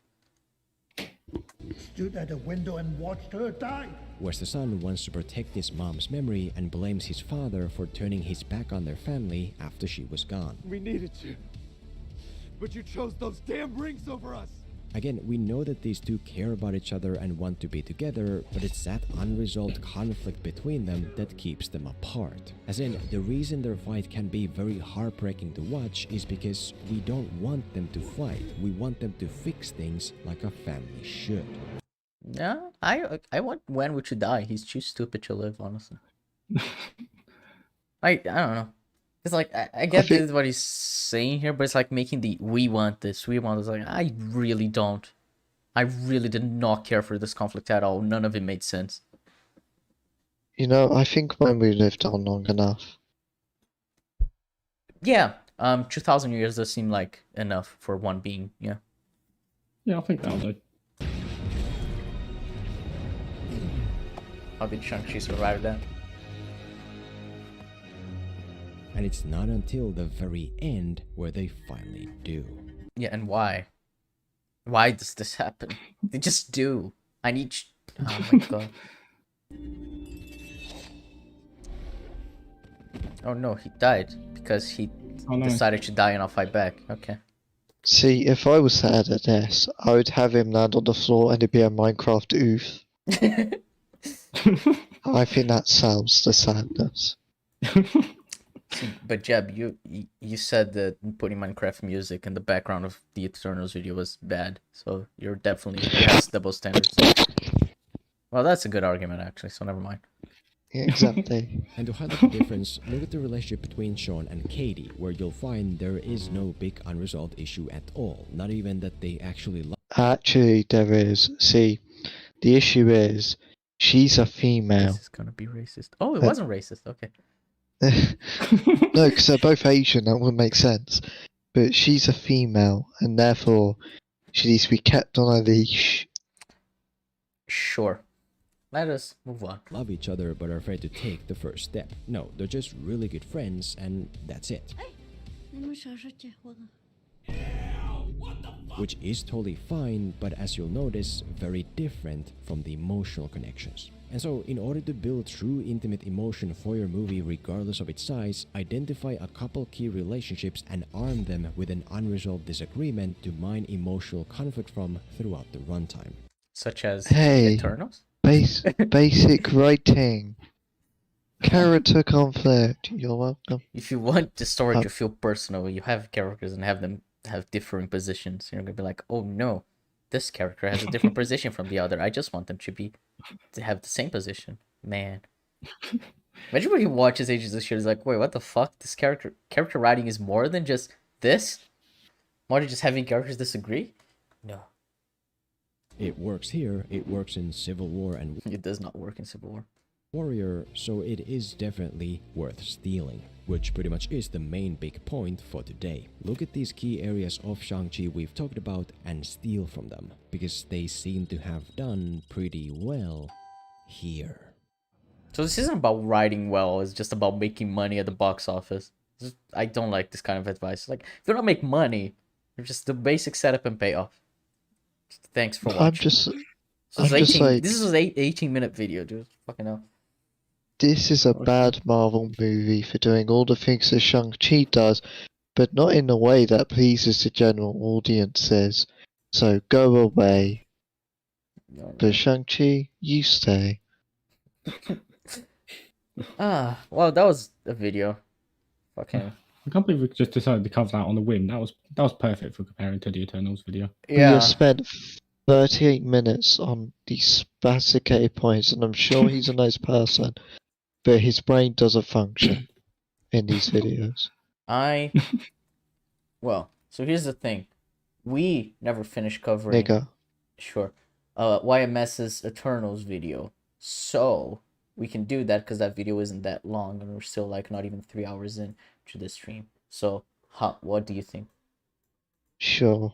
Okay, why not? Alrighty, so let me just check something real quick. So here's the thing, because it's been a while, I imagine the ideal thing to do would be to start a video from scratch, but not pause as much until we get to a part where we haven't seen yet, if that makes sense.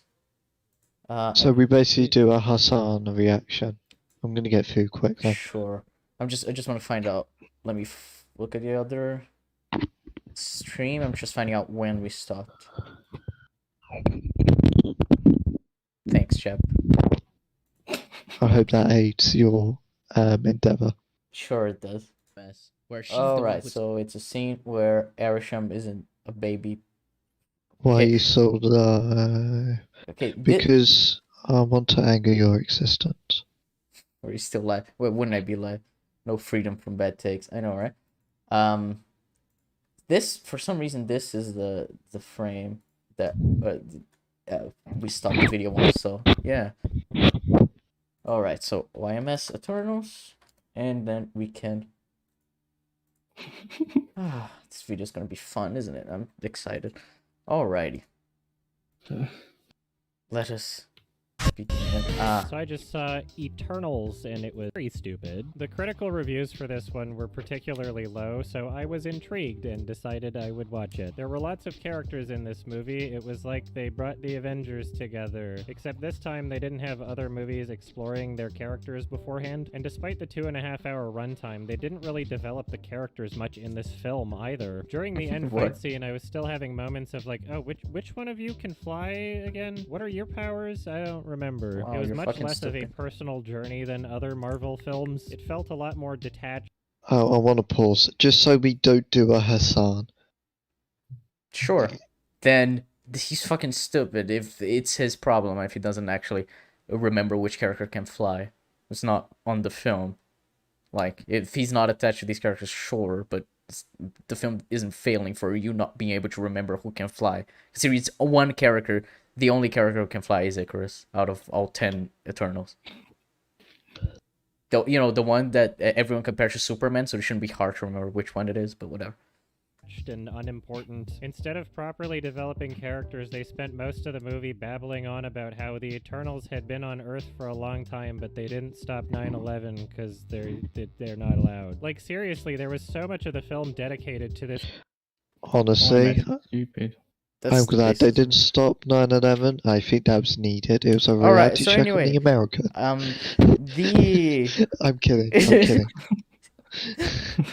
We know, but it's important that you say that because YouTube would not like that. My family, some family members died in 9/11. I can make these jokes.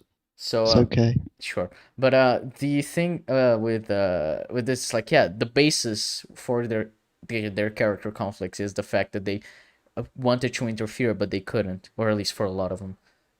So yeah. Also, that's a funny face Ajax making. 9/11 supremacy. Anyway, YMS legit rated Kung Fu Panda 2 a 5 out of 10. So I imagine that's gonna make you happy, Jeff. 9/11. That's yeah, that's fair. 9 out of Jeb rates Kung Fu Panda 2 a 9 out of 11. So yeah. Oh, wait. What? No. How's it a 5 out of 10? It's a 9 out of 10. To go over, Jeb should realize what I was saying.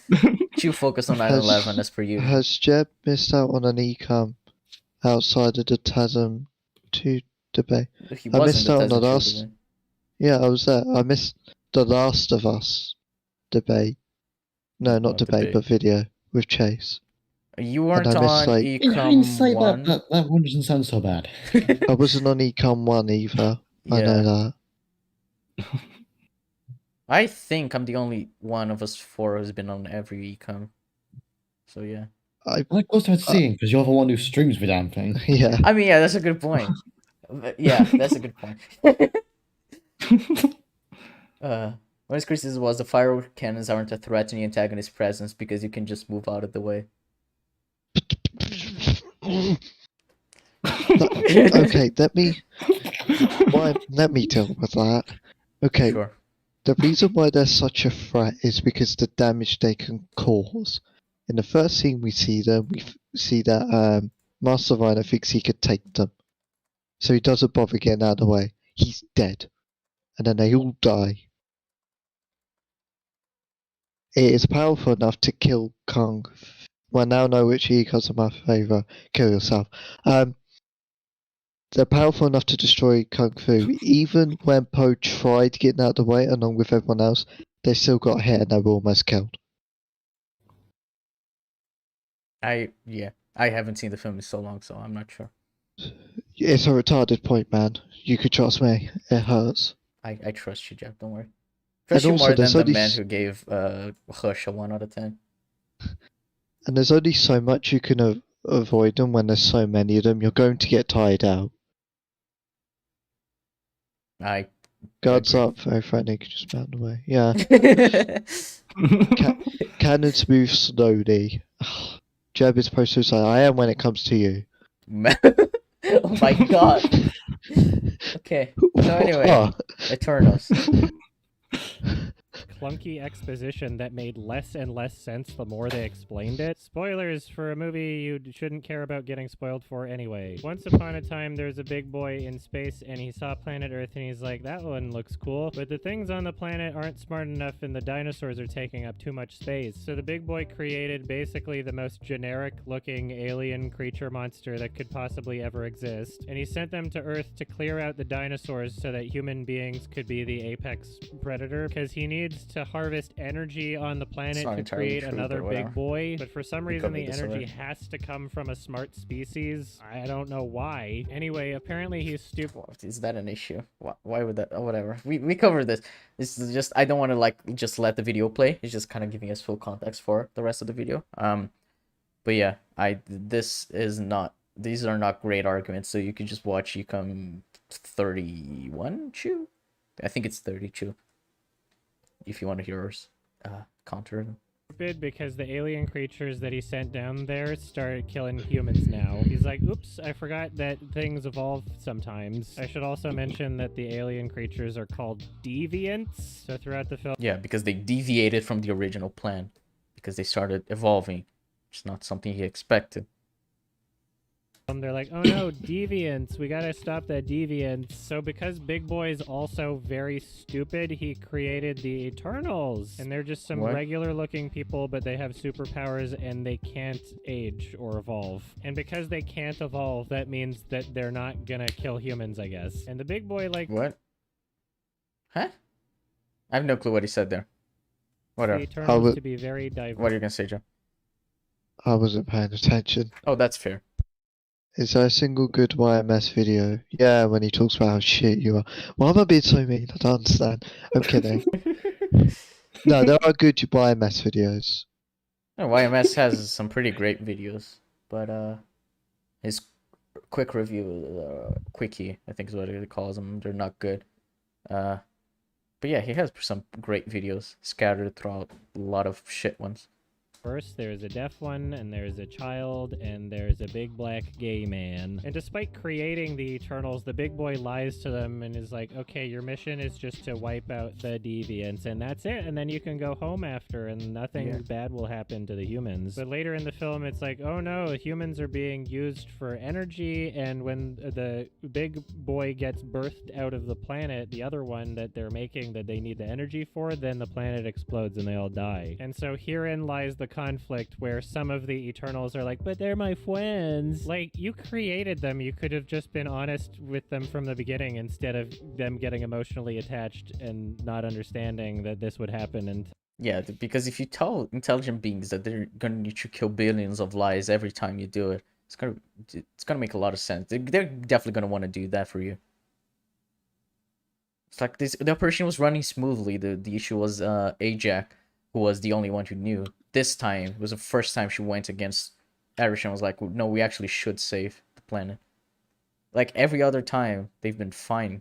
So like he has no reason to expect Ajax to turn, which that was the issue, that Ajax turned. The rest of them, like, yeah, we just erase their memories. They don't need to know anything because their memories are gonna be erased anyway by the end. Because if they do know, we run the risk of them changing their minds, and we have one that knows everything, and she's not gonna change her mind just by experience she hasn't yet. Till like a day before it's gonna happen or something. So they spend like half the movie being like, oh, Hiroshima, we weren't supposed to stop that, so we didn't. We can only intervene if the deviants are trying to kill humans. It's fine if they kill each other. They say that every time there's war, the human population grows. You know, the government spends not exactly what they said, but they mean that technology advances, and that means that medical advances are made, and therefore humans can survive for longer, and so population ends up growing as a consequence. Not that it grows when war happens, because obviously during war population isn't going to grow in like the United States or in Europe. It just didn't, because how many men were being killed. So that's just wrong. It's I know film reviews aren't like philosophers, but it's like surely they must understand the philosophical question of what happens if you give a caveman a gun, and how that could lead to extinction, and how that's a current threat for us. Are we advancing too quickly where we can extinct ourselves?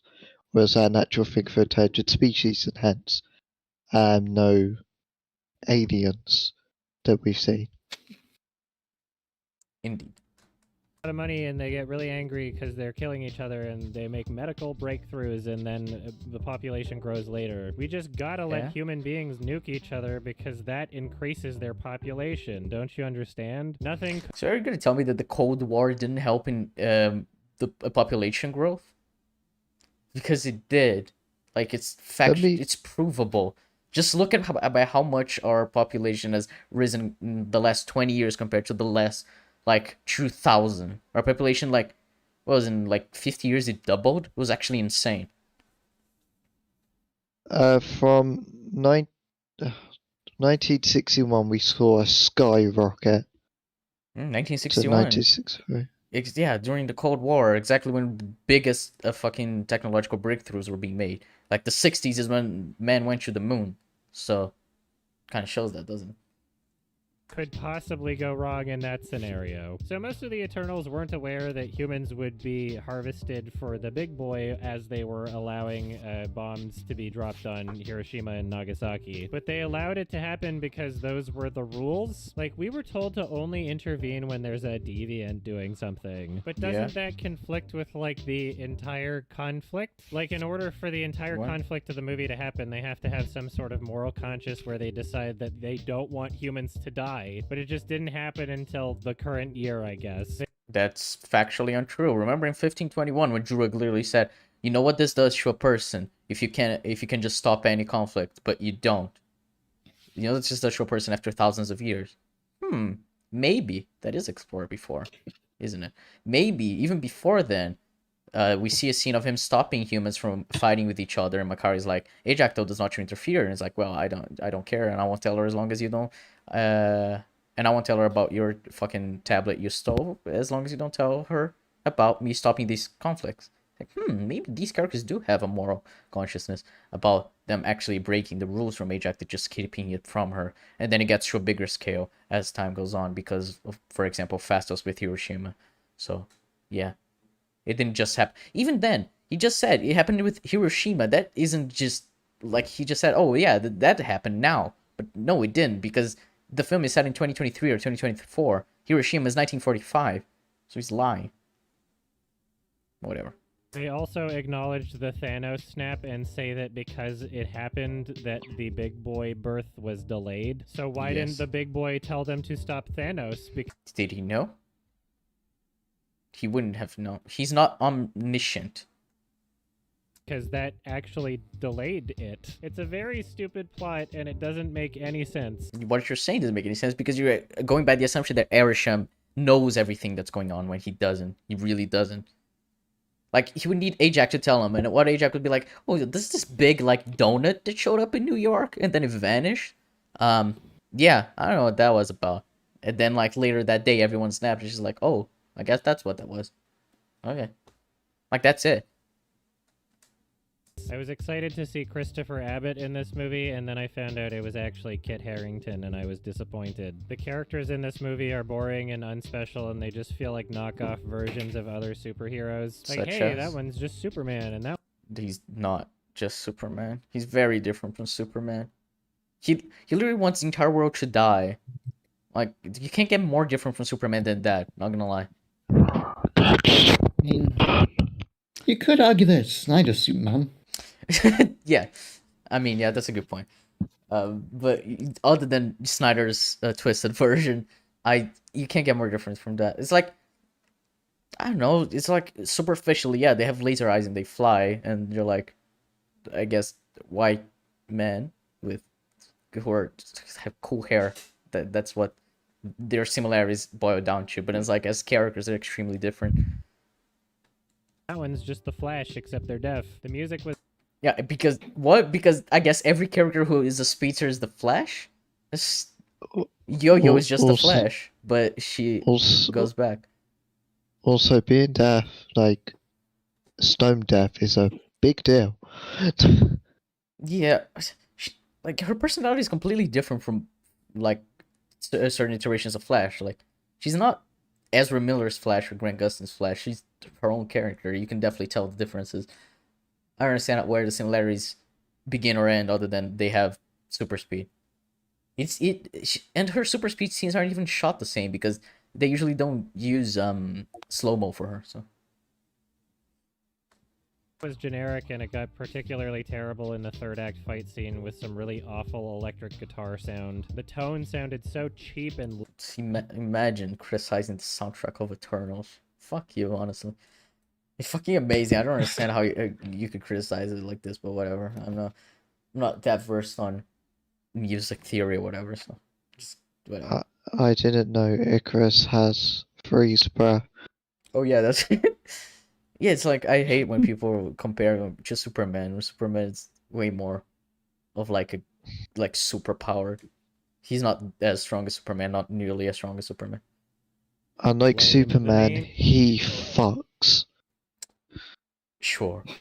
Character of the movie is named Cersei, but there's so Yes. many different characters with different accents saying her name that it unintentionally sounds like they're saying something different. At the very beginning of the film, she introduces Sure. herself, and I swear she said, "I'm sassy." There was a point in the movie... I'm deaf, and she doesn't do that. Yeah. Case closed. Either the theater you're watching the film in is terrible acoustics, or you really gotta get your ears checked, dude. Like, Jesus Christ. Oh yeah, he thinks that Tazem Chu's music is bad. That's a good point. He's not the best judge of soundtracks. movie where I heard someone call her seriously, and there were several points What? where characters called her Sussy. It was pretty funny. Near the end of the movie, It's Cersei, because British accent makes the R disappear. But if you can't... Oh, whatever, I don't... the child character betrays the main character because she's jealous of her being an adult. You're allowed to feel love, and I'm not because I'm in a child body and I don't want to date a pedophile. And after the fight scene, the... Well, no, that's not the point. What? Did you entirely miss the point of her character? She's in love with Icarus, but Icarus would never see her in that way because she has a child's body. It's just the mentality of like spending thousands of years on Earth, where she's like she can't find love, she can't live her life and grow up because she's always stuck in this child's body, in this body that isn't like reflective of who she is mentally. I don't know. Seems really strange to me that that's what you got from her. the main character just stops giving a shit about the fact that she got hella betrayed by this child, and she's like, I have some leftover secret potion juice. Yeah, what? Yeah, she's lived with her for thousands of years. She's gonna at least extend her the courtesy of being like, do you want to become human? Because she understands why she betrayed her, because they had the scene where she explains why she betrayed her. This is so basic. Like following like a progression of cause and effect. I don't understand. I will turn you human now. You couldn't have just made her look like an adult. Now she's gonna die. Synecdoche, geez. She wants to die. She said it. I want to turn you to a human. The fact she wanted to live a normal human life, and even earlier in the film, it was shown that that Cersei and Kit Harington, her Cersei was afraid of like moving in with him because she can't age, and that he realized that at some point, and that she didn't want to lie to him. So the idea is that these characters, even if they look like adults, they still can't live normal human lives, even though they would want to. Or like how Kingo had to keep moving around because they realized that Sprite doesn't age. She said that earlier in the film. Like, this is all set up. Like, they can't just be normal humans and live somewhere with someone and fall in love and grow old together because they don't grow old. So she wants to be able to do that. She wants to be able to grow old and die. Like, did you not get that from when Cersei's like, you're gonna die, you're gonna grow up and die? She's like, yeah, did you want that? And she's like, yes, crying, like, because yeah, she really does want that. So the deviants were gone for like a long time, and then I guess ice unthawed, and so one of the Eternals named Icarus uses the deviants as a distraction to distract all the other Eternals from the big boy birth. But Ajax figured out that humans will die during the big boy birth. She didn't figure out. She always knew. And so Icarus is like, no, you can't warn the other Eternals. So he kills Ajax, and he moves her body so that the other Eternals notice the dead body, and they're like, oh no, the deviants are back. Let's get distracted about it. So at this point, Icarus is pretty fucking confident that none of the other Eternals will like this idea about the big boy birth killing all the humans. But then the big boy literally just tells the main character, he's like, yeah, this... So, Ajax knew everything. So, by choosing Cersei as a new leader, does Erisham have any reason to doubt that Ajax would choose someone who would, upon learning everything, be like, oh no, this is bad? No, Erisham would trust Ajax's judgment. And that's the point. He trusts her judgment of choosing a new leader. Because she had now become the new Prime Eternal. So, yeah, fuck you for not understanding that. This is what we're gonna do. Like, he could have just told them from the very beginning, and then maybe they wouldn't be surprised, or he could have just not told them anything at this point, because Icarus already knows about it. He would tell the fucking Prime Eternal. The entire point is that the Prime Eternal is the one who guides the other Eternals to doing that. To getting, you know, the emergence to happen. Fucking Christ. Like, why would he tell the other Eternals about it? He didn't. He told Cersei. When it's pretty clear that they're not going to take it well. Like, Icarus is aware of this. Like, I don't know if Icarus could tell the big boy, like, yo, don't tell. He can't. The only way to talk is with the fucking ball. The ball that went inside Cersei. Because Ajax chose Cersei, not Icarus. Just explicitly stated in the film by the Kingo going, oh yeah, not Kingo, fucking Gilgamesh. Oh yeah, she didn't choose you, she chose Cersei to lead us. It's not hard to follow what happens in this film, Jesus Christ. Tell them that you're gonna kill all the humans because they probably won't like it. I just had to kill Ajax about it. I don't know, this movie's just so fucking stupid and annoying, I don't want to talk about it anymore. Clearly, because you haven't said anything coherent in these 6 minutes and 38 seconds. I like how Marcus is here while making arguments, and the reason I haven't is because I have been paying attention because all I hear is like pointless rambling. Oh yeah, this clearly is like unscripted, even though he calls it a review and not a quickie. So yeah, he's just like saying shit off the cuff. I'm too busy talking about Sonic Unleashed. Of course you are. That is very in character for you, to be fair. Oh well. There were a couple moments during the movie where I'm like, this isn't that bad. It's just kind of like another Marvel movie. But by the time it got to the end of it and I was really able to soak in the full picture, I was like, wow, there wasn't much of a journey here. The story was awful. There weren't any particularly great aspects that held it up. The jokes were not funny. The characters were annoying. The CG looked like CG. It was a It did not. What? You're retarded. Yeah, the CGI looked great. I'm not gonna respond to the rest of it because like whatever. Fucking subjective, but the CGI looked fantastic. I bet that if you told him that Thena's suit is 100% CG, he would not he would not believe it, even though it's true. Bad movie, and I'm dumb now. Goodbye. Dumb. It's a 3 out of 10. Goodbye. Man. Well, that was a bad video, but we finally got through it after like a few months from when we actually were supposed to cover it. Time to start again. No, fuck you. No. Don't you dare. Ah, man. That was so bad. Okay. I did not expect it to be that bad. Yeah, so now we've covered 3 videos today. Aren't you guys happy? I'm extremely happy. That coverage was really fast. It was like 20 minutes. Where basically only I talked, but yeah. But it's because it wasn't anything worth responding to. Yeah, I mean, obviously we started responding to him in the other video stream, so we also didn't have to make a lot of the points. But yeah, this was ECUM 30A, where we covered Filmento twice and then YMS, and we learned nothing because life is meaningless and these videos are bad. So yeah, that's our conclusion. I'm glad we can all agree with that. Jab should drown. I mean, I personally. Who said I should drive? Who the fuck was that? TC Calvin. Well, you know what? People are gonna find you dead tomorrow, and they're gonna think you killed. You committed suicide, but no, I fucking killed you. That's what happened. Seems And kind of they'll get a counterintuitive confession if here. people are gonna hear I it. see. People are gonna was think violence. that, yeah, people are gonna think that he committed suicide, but if you admit that you killed him on stream, I think that's kind of counterintuitive, personally. No, but... because this is the thing. They'll get like a mega reveal that I actually killed him, and they don't realize that, and they're like starting to cry that I'm a murderer, and I'm like, haha, tough shit.